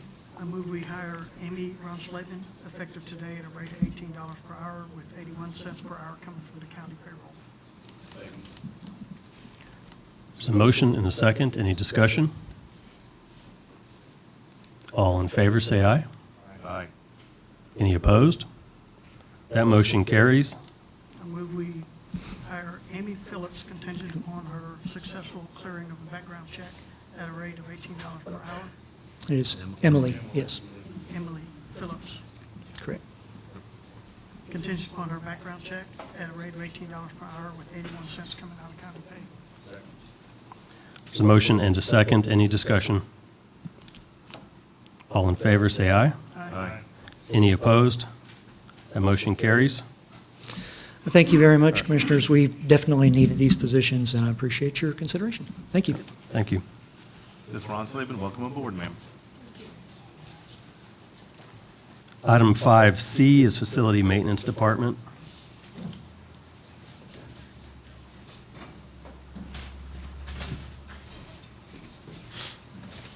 Morning, everybody. I'd like to propose that we promote Reyes Dominguez to facility maintenance from the janitorial crew at a rate of $20 per hour.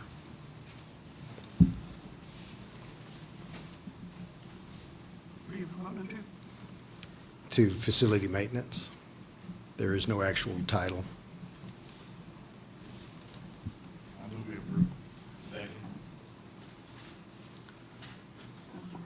There's a motion and a second. Any discussion? He's proven to be good, and he has qualities that's Anybody that's worked, beneficial to you. anybody that's worked in the courthouse can see his work ethic daily. Also, he has experience in electrical and sheet metal fabrication. I think he'd be an asset to our team. Any other discussion? All in favor, say aye. Aye. Any opposed? Motion carries.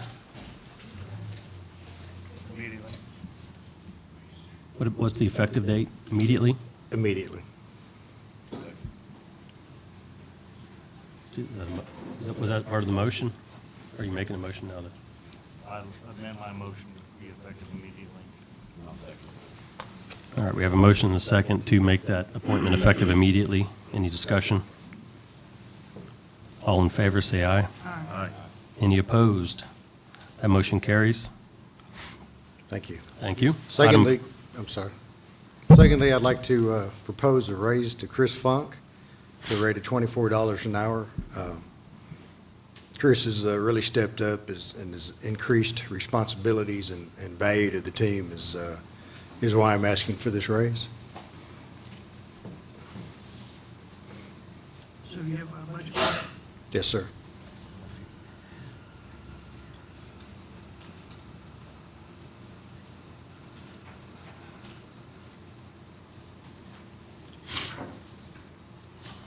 I move we approve.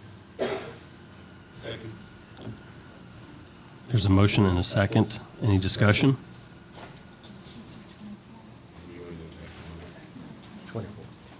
Effective. Immediately.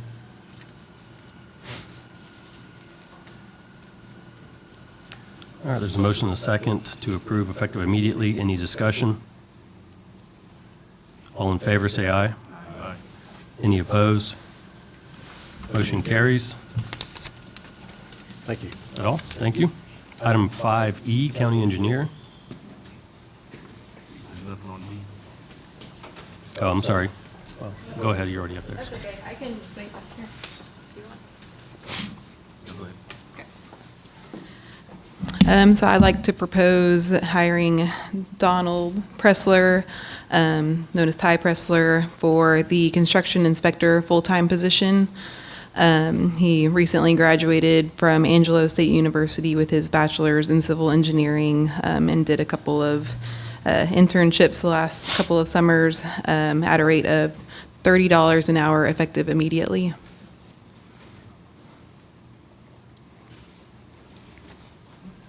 I move we approve. Second.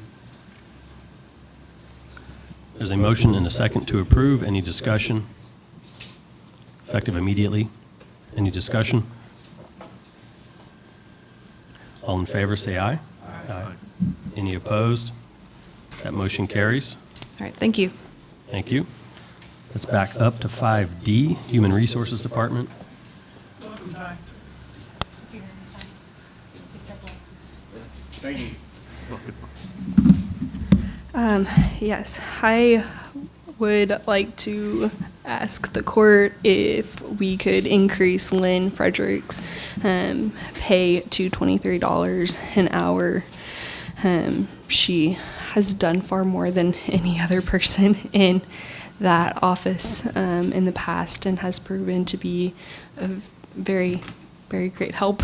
And so I would like to do that. We did budget for that during budget time.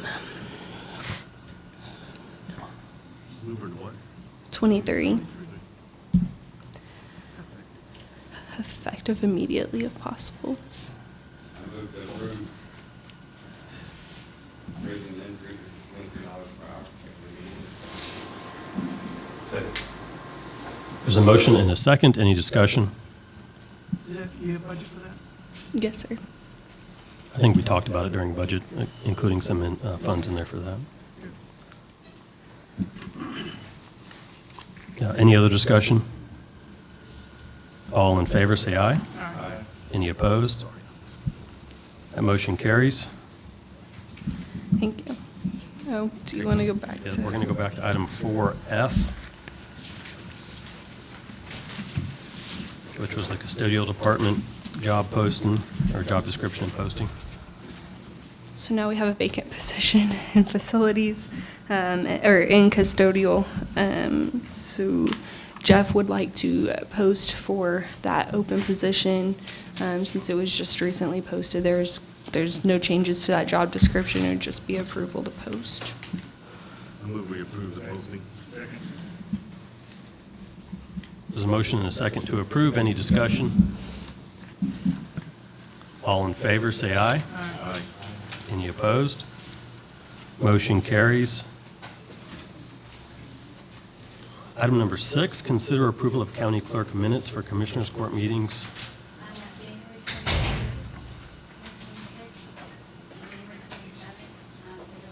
Meeting, I just got the record that that meeting was canceled due to weather, so I would request that we approve this one. Commissioner Hill? I didn't review January 27th, there was one meeting minutes, but I did review 23rd. Everything's good. I move we approve. Second. There's a motion and a second. Any discussion? All in favor, say aye. Aye. Any opposed? That motion carries. As discussed earlier, item number 7 and item number 8, there will be no discussion. Item number 9, consider acceptance of a donation to the county for the benefit of the Pioneer Memorial Library and authorize execution of related documents.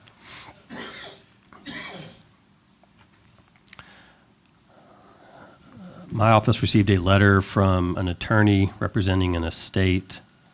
The estate is Mr. Drobeck. In his will, he has left some funds to various entities, including a share to the Pioneer Memorial Library. As they have worked through the probate of that estate, the estimated gift to the Pioneer Memorial Library would be $166,000. I'm sorry, $166,968.47.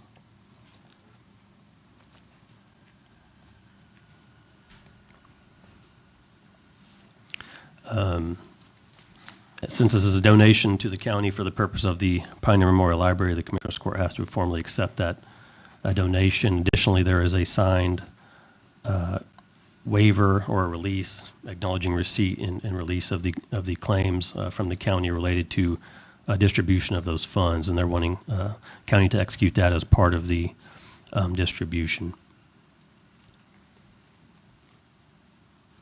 So are they designating how they want it, what portion it goes for, or what it goes for? Well, I think that would be determined the way that it's written in the will, which I don't have a copy of that in front of me. Okay. I mean, there's no question that it has to be for the use for the library only. I don't know the specifics. We can figure that out and get a copy of the will from the estate attorney. How do we, how do those funds ensure they get ear tag for the, earmark for the library? I'm just wondering how we account for that. Does it go to a special fund? How is it managed, or how would we manage it? Marcy, recommendation? I think we would need to put it in a special fund. Like the other ones that we have? Would it be like the McDermott fund? Hmm. Similar to that. So we may need to do a budget amendment if we get this money to create an additional fund for these funds, whenever they're actually receipted. I don't know if we'll get them before the end of the fiscal year, but it sounds like they want to move on this fairly quickly. So, Question I have on it is item 3, the refunding obligation. And if they determined requires funds to pay lawful debts, expenses, taxes, and other obligations. We as beneficiaries agree to return within 20 days on written demand, all or part of the distribution received. Is that normal?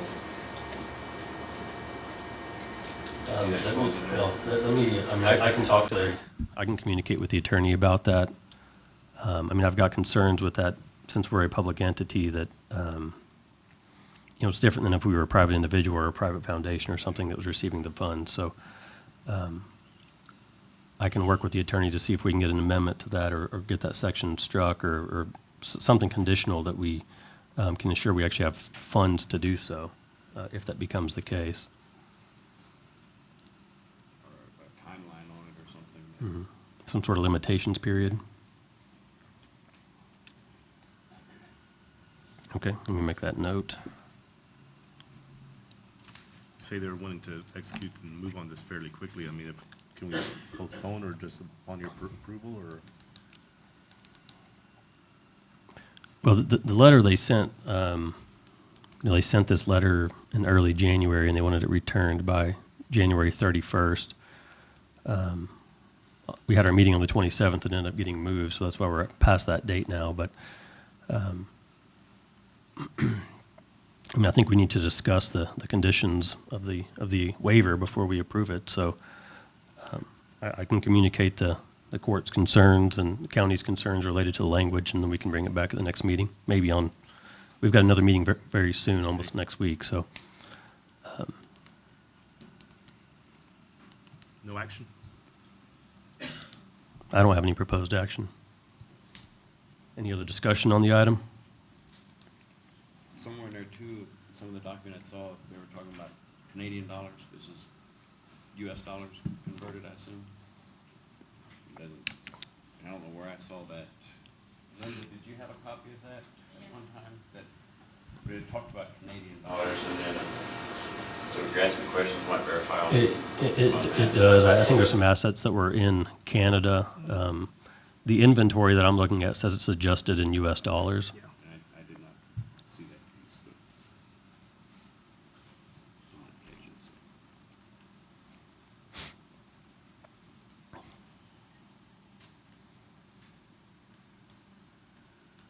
Any other comments from the court? Okay, I will communicate back with the representative of the estate, and we will bring this back as soon as we have it ready for more discussion. So there'll be no action on item, what item was that? I'm sorry. No action on item number 9. It was just discussion today.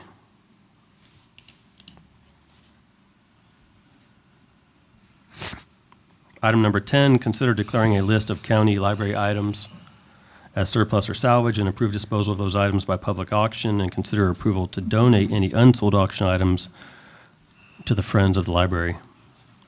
Okay, good morning, sirs. I have a list that's different than what we put on the agenda. I'd like to ask you guys to approve this as presented. Crystal was able to go over and verify there were 7 items that was on the list that she was unable to find. I sent you guys an email this morning because I didn't see it till this morning. But I'd like you guys to consider putting this on GovDeals so we can lay it to rest.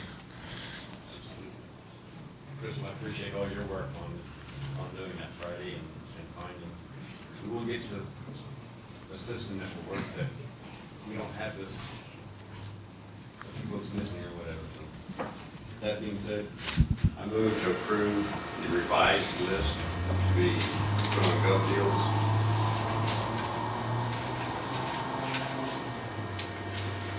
Second.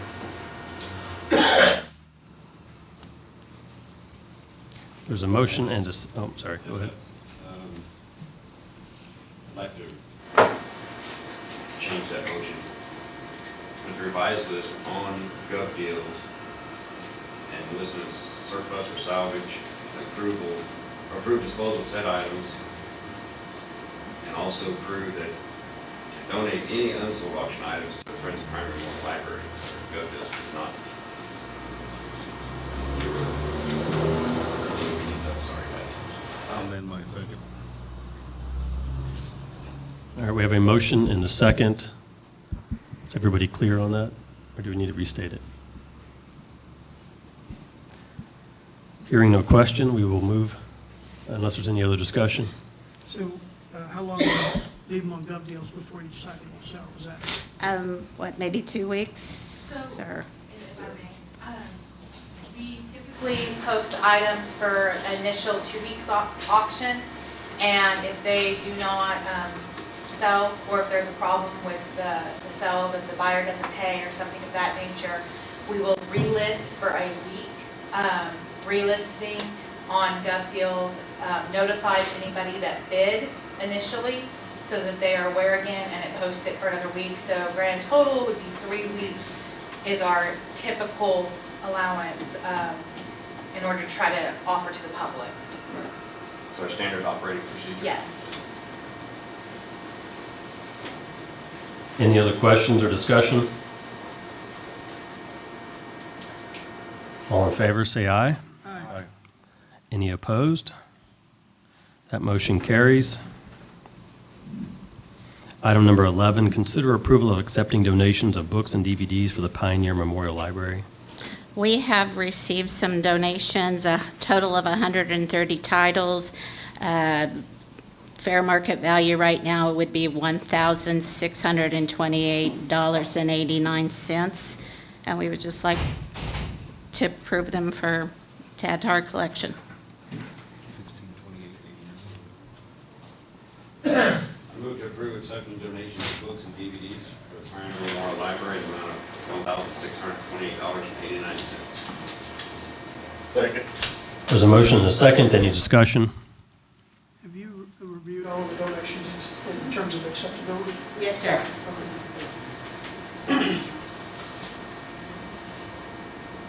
Any other discussion?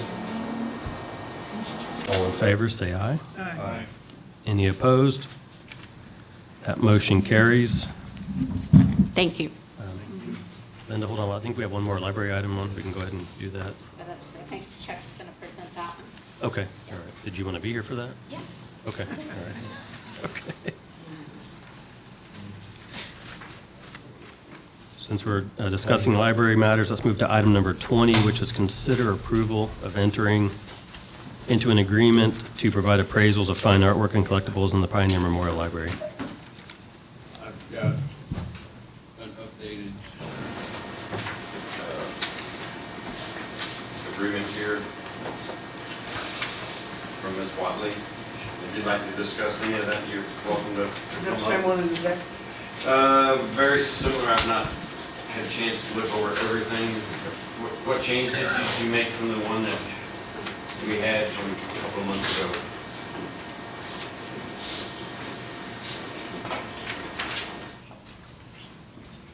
Good morning.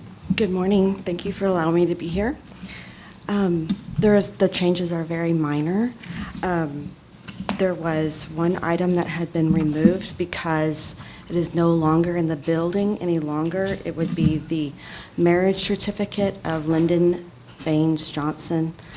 It was moved to the county clerk's department, I believe, at some point. And that's the only major change that has occurred to that document.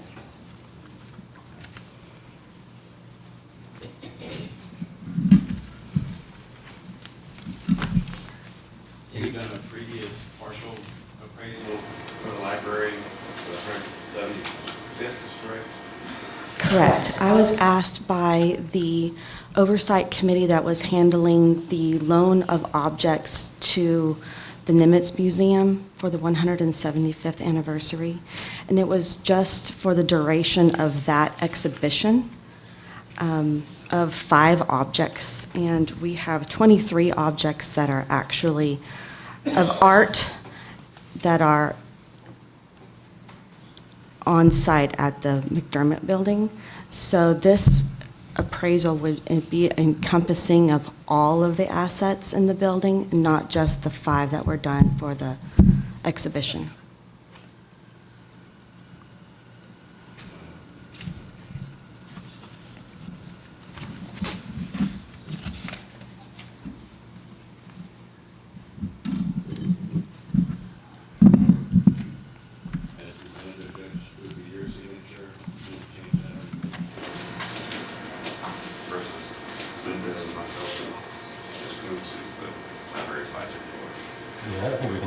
up to you if you want to sign on behalf of the county for this particular contract.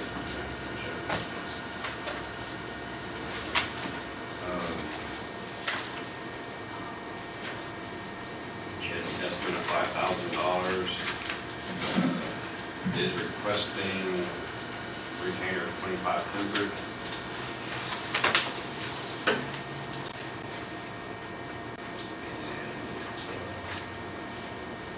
Final invoice on completion of appraisal for resubmitted. Where does that work in county?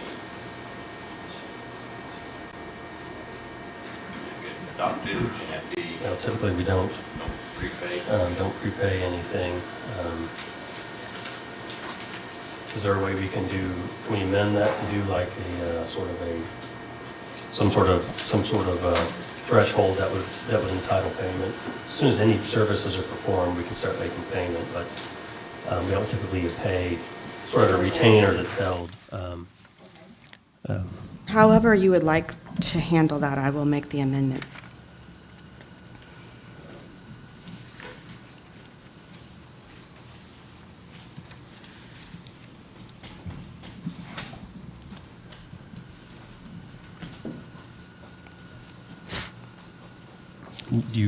How long do you expect this process to last?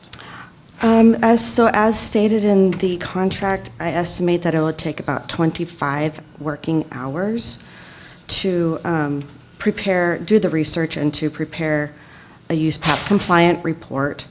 That being said, 2 to 3 weeks.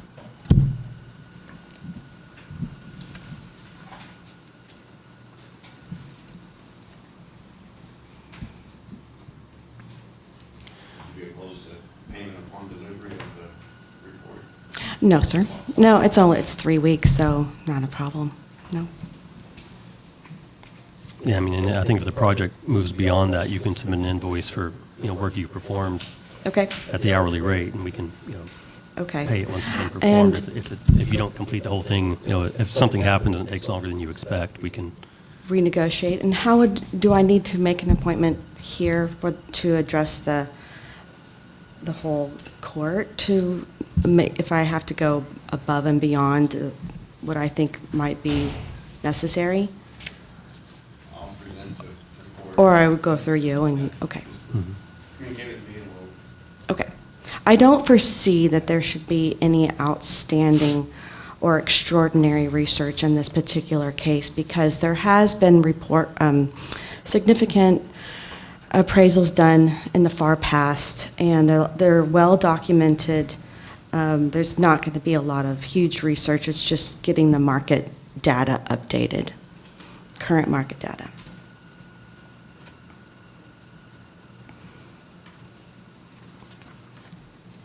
I move to approve entering an agreement with Leanne Watley to provide appraisal of fine artwork and collectibles in Highland Memorial Library.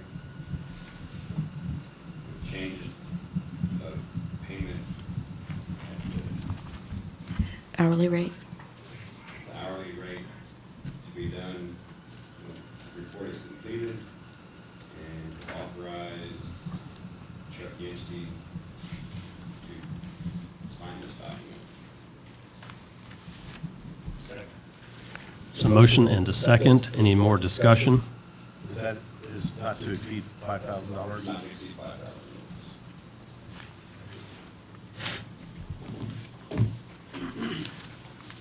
Any other discussion? And that was budgeted during budget time. And that comes out of one of the funds? It's not, Correct? I have not looked, I know Erica had looked at, I thought she was gonna try a grant. And last I heard that she did not get a grant on that and is no longer here, but I thought we'd put a contingency in there for that. I don't recall where though. I would guess it would be other professional services, it's $4,500. But I don't know if that's, because I don't make the budget, I don't know if that's where it's put or not.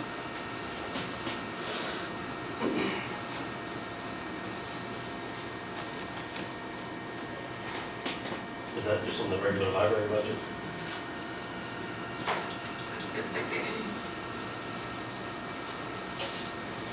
Linda, have you found any notes by chance that Erica had or anything? No? Okay, no problem.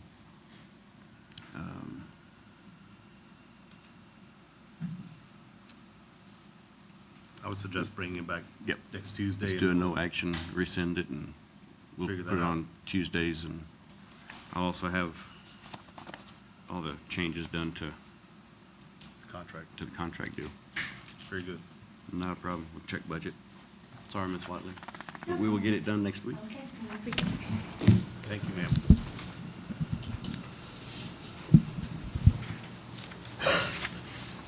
No action on 20. All right, item number 20 was discussion but no action. Will be brought back at a future meeting.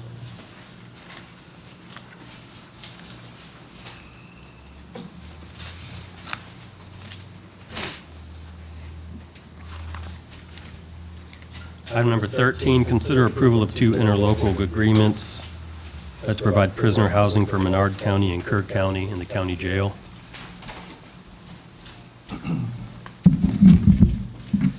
So we have an MOU with Kendall County, and we're just getting caught up with Kerr County and Menard County for housing inmates. It costs us about $75 a day to house an inmate. And so basically, there's no money exchange at this point until someone's actually in our facility or we actually house someone in their facility. So, So it can go either way. We house theirs, they house ours. yes, sir. So Menard County is, I'm going to give you, y'all should have a copy of those. But the, Menard County is a very small jail, so we actually are housing 2 of their females due to the duress of their facility, so that we made that. And that's when we said we need to get that MOU signed as soon as possible. But they are going to be paying the Gillespie County Sheriff's Office for their stay here.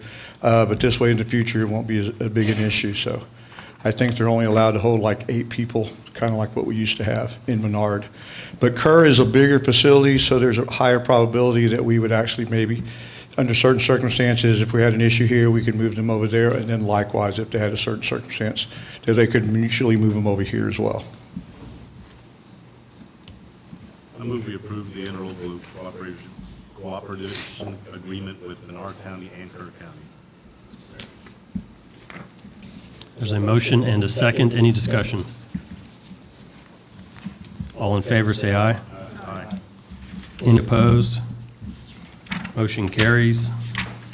Item 14, consider the approval of a rental agreement with ACI Applied Concepts Incorporated for radar patrol units for the Sheriff's Office and approval and payment of the quote. Okay, so ACI rental agreement, we actually found that out because we didn't really know that existed. We have 2 different contracts with them. This is for 1 set of radars. We have another contract for another set of radars. And so this one here will get us up to speed with reinstating the 1-year contract with ACI so that we can continue to rent our radars in the patrol units. What's that? 3 years. 3 years. Sorry, 3 years. That's why I brought him. He did all the talking. Get over here. You're combining the 2 contracts into one? No, sir. Doesn't have We to- tried, and you have to keep them separate. So I think it's relying on the age of the equipment. So some equipment might be older than the other, so they can't make them match. We did try that, so that it would be easier on everyone, but unfortunately, we could not. And so once we get this approved, then we'll get the total cost and figure out which line we'll pay that out of. We didn't know about this until we didn't pay the bill. So we found out that we owed money, or they didn't pay it. I think the treasurers caught the fact that they didn't send us a payment for that month, and that's what kind of got this ball rolling. So the quote would be about $27,888, and we'll come back to get that approval to pay that once we get everything finalized with the contract. It would be paid fee annually out of that to accumulate through time to make that amount. So it'd probably be around $9,000 a year, roughly.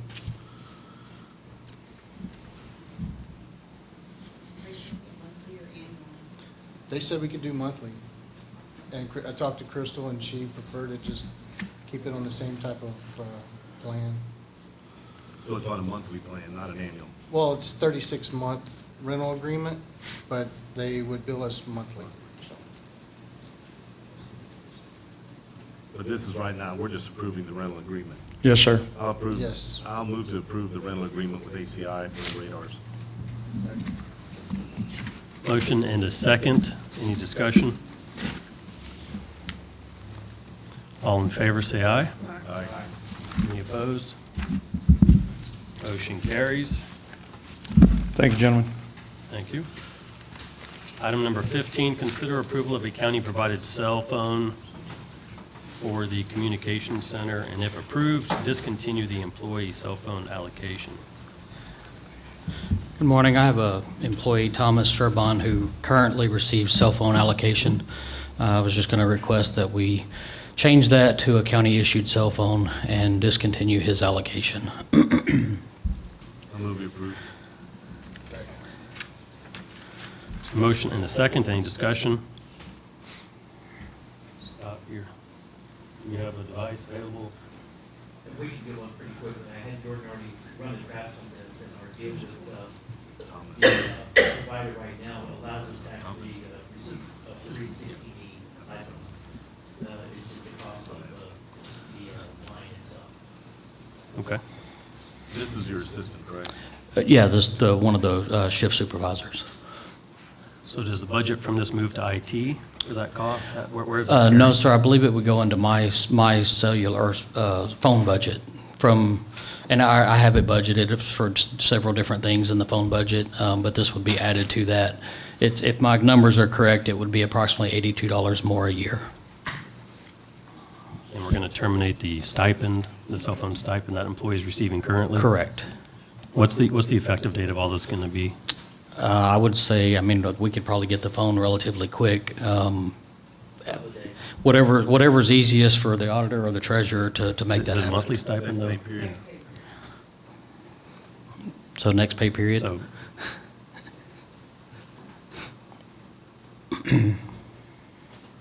okay. So, you can continue to work on getting the device, but we will terminate the payment of the stipend starting next pay period for Thomas. Thank you. Does that sound, is everybody consistent with that? Do I need to amend my motion? I don't remember what your motion was. I move to approve the county-provided cell phone for the communication center for Thomas and cancel or discontinue the stipend on our next pay period.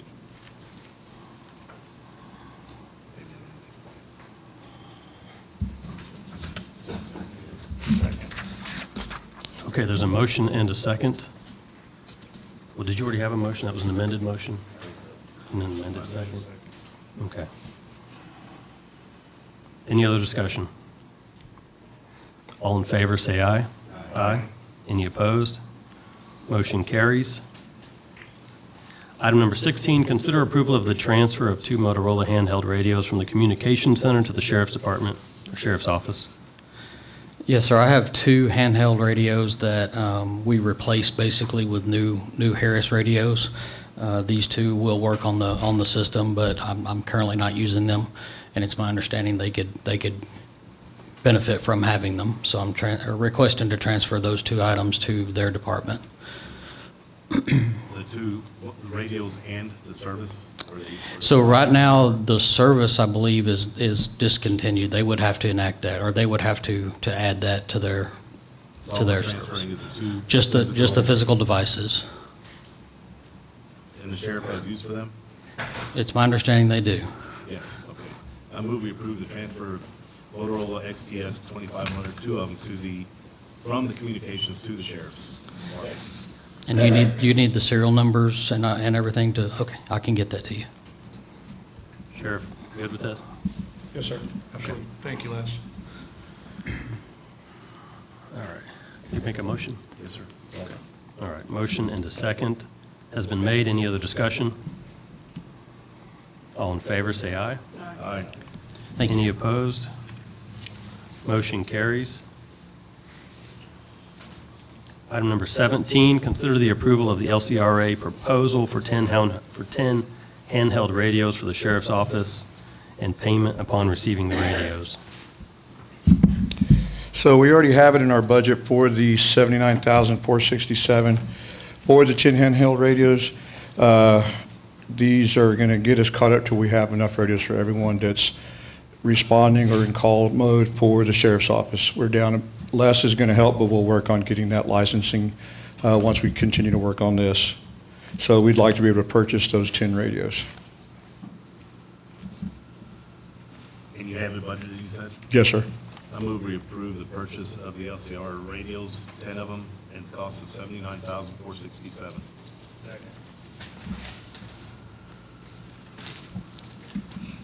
There's a motion and a second. Any discussion? All in favor, say aye. Aye. Any opposed? Motion carries. Okay.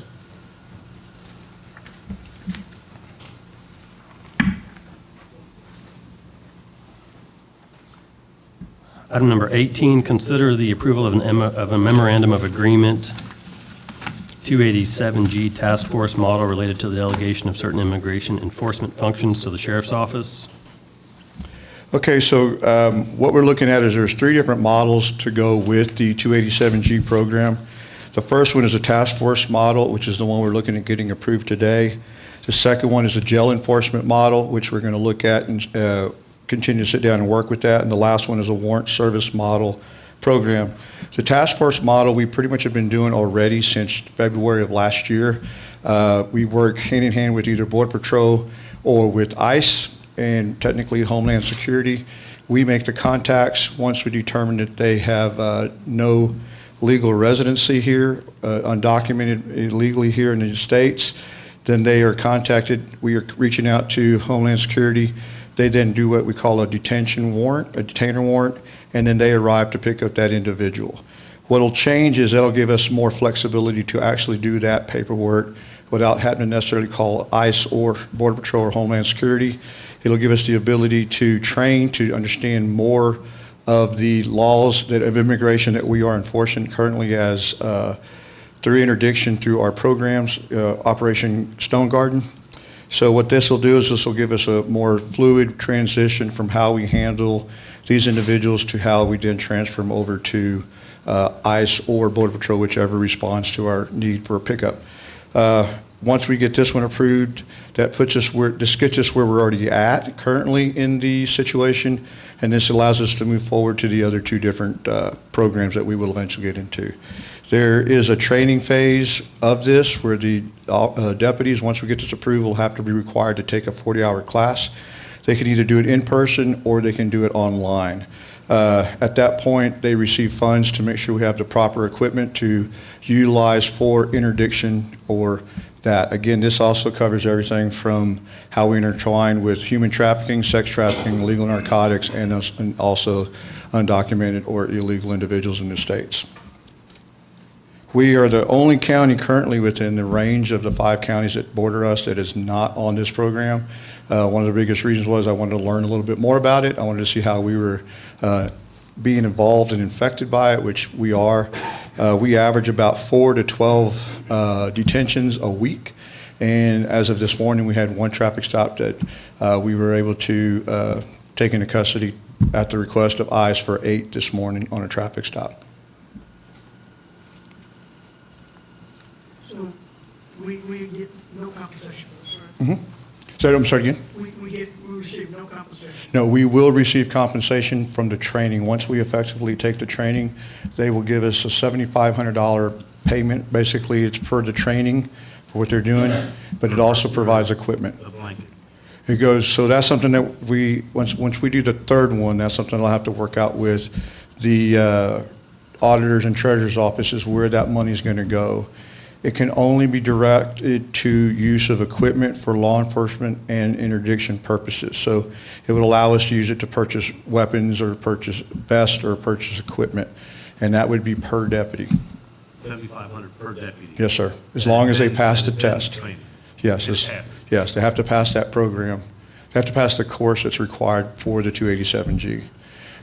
The second one, which is the jail enforcement model, that would require our jailers to go through the process of training as well. But they're a little bit more particular on that one because they will be handling data, both the last 2, both the warrant officer and the jail enforcement model. They will be accessing the same thing that ICE or Border Patrol would access to determine whether a detention warrant should be issued for that individual. A lot of what this does is, my ultimate goal is to continue to allow deputies and deputies only to make these contacts, and then we assist with the Border Patrol or ICE to then transfer those people. I'd rather we as law enforcement locally handle that as a county sheriff's office to interdict with these individuals by legal probable cause traffic stops. How does, go ahead, I'm sorry. How many people do you plan on having trained? So, I prefer to have the entire patrol shift. There's 30 of us that will be taking the class, including the chief deputy and myself. We will be taking the program. So under Section 8, training of personnel, it doesn't address cost at all. You go down to Section 10, cost and expenditures, says participating law enforcement agency personnel will carry out designated functions at the law enforcement agency expense, including salaries, benefit, local transportation, and official issue materials. So once we get this agreement, then what we do is we sit down and we figure out how many hours are used for that particular action, and then they do reimburse us for those hours. Like if we had to handle a point where we transferred some, or we had to take some to Kerrville. Kerrville is the only county next to us that has completed all 3 of them. So Kerrville is technically a holding facility for Homeland Security, so we could legitimately transfer them over there. So they went through the process, and I've spoken with them over there to the point where they're already doing everything that we're looking at doing. So the cost for us technically right now, right off the bat, is just the hours for taking the class, which again would be reimbursed when they complete that course. How does that work within here? You're talking about the county. What about within the city? Well, the city falls within the jurisdiction of the county, so whether or not the city decides to do the 287G, that's up to the chief of police and their council of whether they want to do that. Right now, we are the only ones currently doing any interdiction, or we're doing the Operation Stone Garden, which to get that grant, we have to do interdiction related to all 4, what I mentioned, narcotics, sex trafficking, human trafficking, and illegal immigrants that are in the states. But how would that relate to, I mean, if the city does a traffic stop and they find somebody that's an illegal, how does that, I mean, so then? Technically, if we do the jail model and the warrant enforcement model, they can then turn them over to us. And then we can then process them for them. If they wanted to work with us, we could actually say this person, based on those other 2 programs, to say that this person is in our country illegally, and they could determine that. But if they make a stop now, they're still going to have to call one of the other 2 agencies. Yes, sir, at this point, yes, sir. So it's really just what the sheriff's department does. Yes, sir. They would have to do their own agreement with ICE or with Homeland Security and Border Patrol. That would be their agreement. So right now, we were trying to get this done because we are dealing with quite a few of these situations. A lot of it is we are coming across a lot of illegal criminal activity that ties in with, unfortunately, some of these illegals that are here currently in Gillespie County.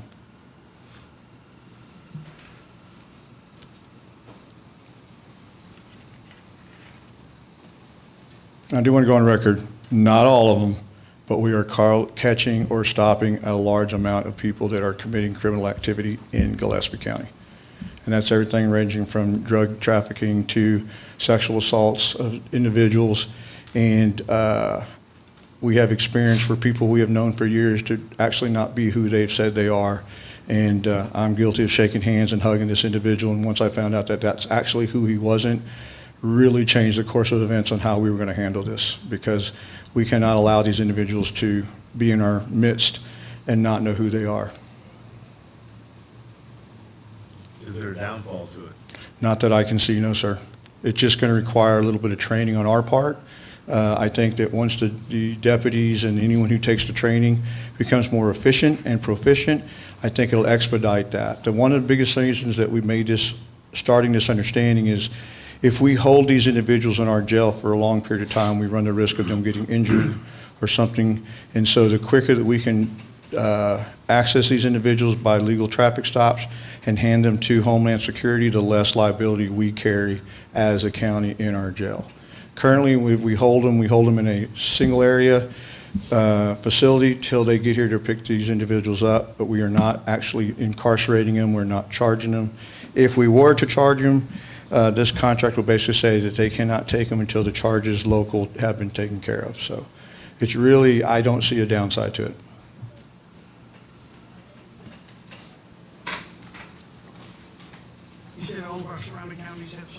Yes, sir.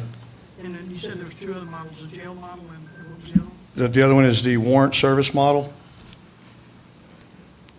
And all the training that these go into for the jailers, there's a little bit more extensive training for the jailers because they have to actually handle these individuals. So there's more training that goes into that, and that's all paid for their salaries, their travel, everything is paid for during that training phase. So it would not cost us as a county anything.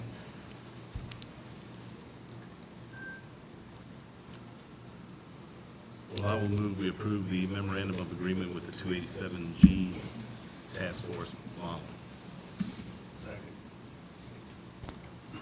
There's a motion and a second. Any more discussion? All in favor, say aye. Aye. Any opposed?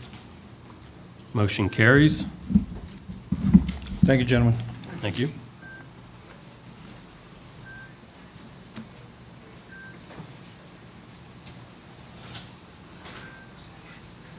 Item 19, discuss bids received on 1/22/2026 for aggregate and flex base and cold mix lay asphalt, and consider award of those contracts. Good morning.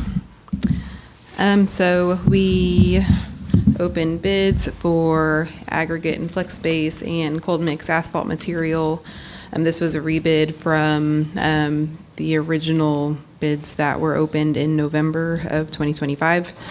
There was some confusion on the bid documents, so we rebid, and I think the bids that we have now are, each bid with the same understanding of what each item was. So I sent the bid packets and the bid tab to you guys, to the court, I think on the 23rd of January.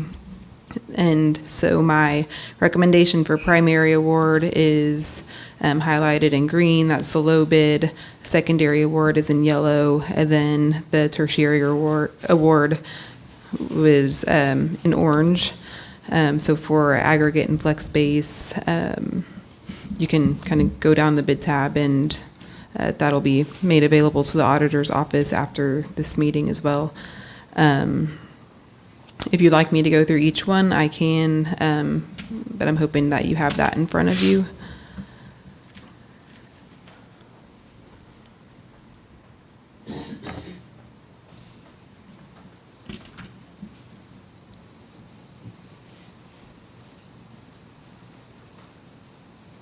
Any questions or comments? Yeah, I don't have any questions. I'll move we approve the aggregate and flexible base cold mix lay asphalt bid. Second. All right, we have a motion and a second to approve. And just for clarification, that's approved as recommended by the county engineer? Correct, yes, sir. Okay. Any other discussion or questions? All in favor, say aye. Aye. Any opposed? Motion carries. We've already done item number 20. We'll move to item number 21. Consider approval of a cell phone allowance for Precinct 3 foreman. Previous foreman had the allowance, like to give that to Lee Haynes. I move to approve the cell phone allowance for Lee Haynes effective next pay period. Second. There's a motion and a second. Any discussion? All in favor, say aye. Aye. Any opposed? Motion carries.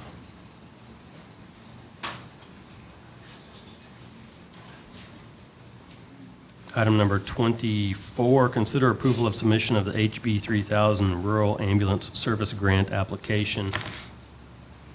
This is a new grant program that's similar to the SB 22 grants, except for this one is for rural ambulance services. The application was due January 31.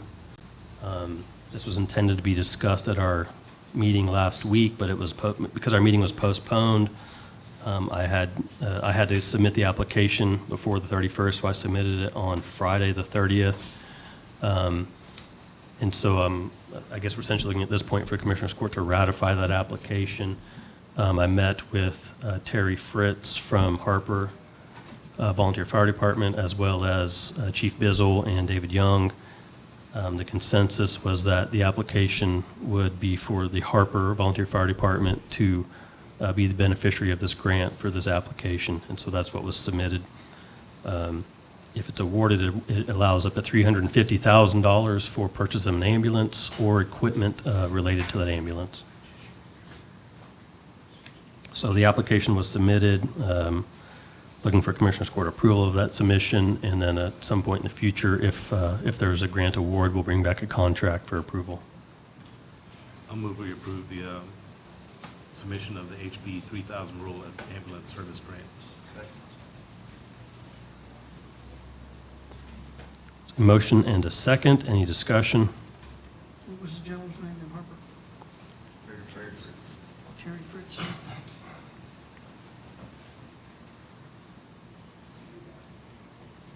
Any other discussion? All in favor, say aye. Aye. Any opposed? Motion carries. I will add that grant application has to be filed by the county for approved service providers within the county. So that's why we have to apply for it, even though it's not our agency that would directly benefit. It's an agency within the county. So does that agency have responsibility back to us with respect to verification and use of the funds? I have not seen what the contract looks like yet, but I'm sure, I mean, it would have to be in compliant. You know, the expenditure would have to be compliant.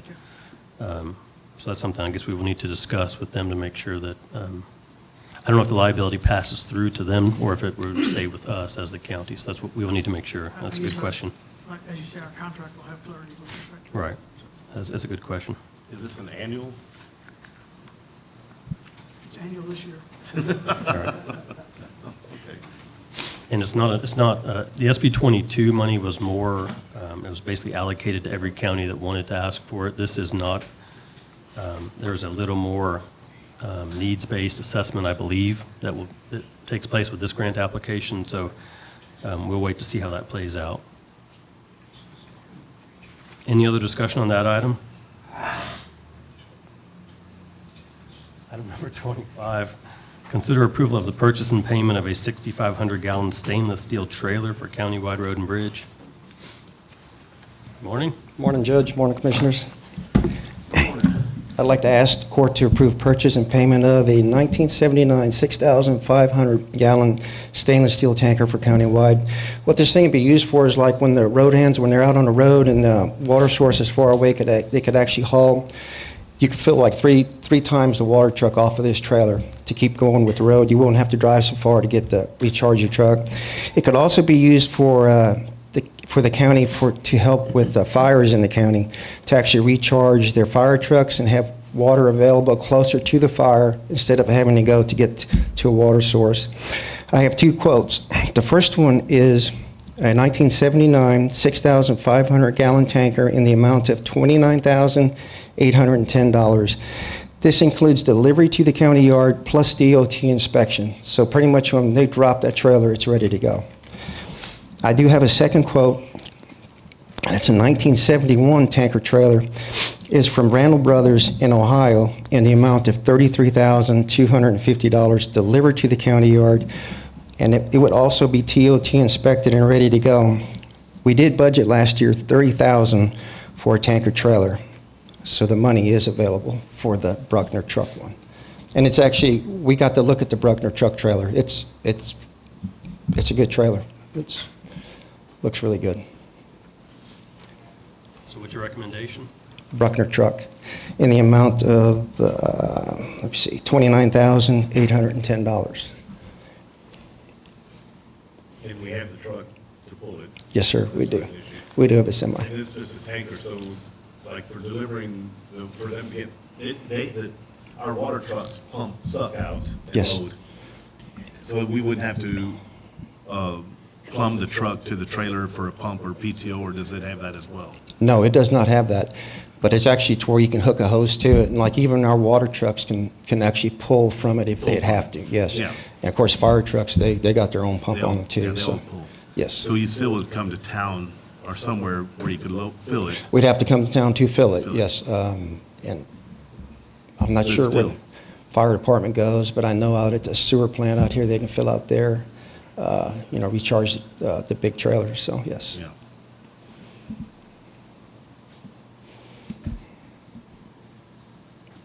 I move we approve the purchase of the water tanker from Buckner's Truck and Equipment in the amount of $29,802. Second. There's a motion and a second. Any discussion? All in favor, say aye. Aye. Any opposed? That motion carries. Thank you. Thank you. Item number 26, consider approval of the payment of invoice to RCI for the on-site portion of the fixed asset management program. This is the annual, annual payment for the invoice for the fixed asset program that's run through the county auditor's office.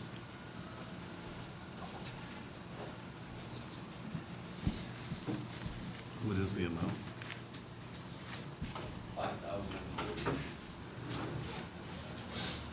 I'll move we approve.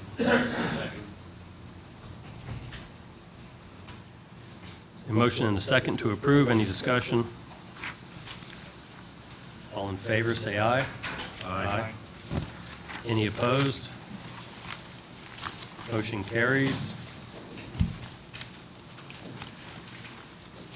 Let's move to item number 2, the consent agenda, which is routine business items the Commissioners Court will take up in one single motion unless a member of the court wants to pull an item for individual discussion. Is there any amendments or additions to the consent agenda? I move we approve our consent agenda as presented. Second. A motion and a second. Any discussion? All in favor, say aye. Aye. Any opposed? Any other items that we did not cover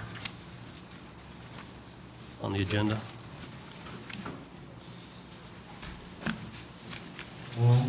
If not, I'll move we adjourn. all in favor, say aye. Aye. And we will adjourn at 11:39 a.m.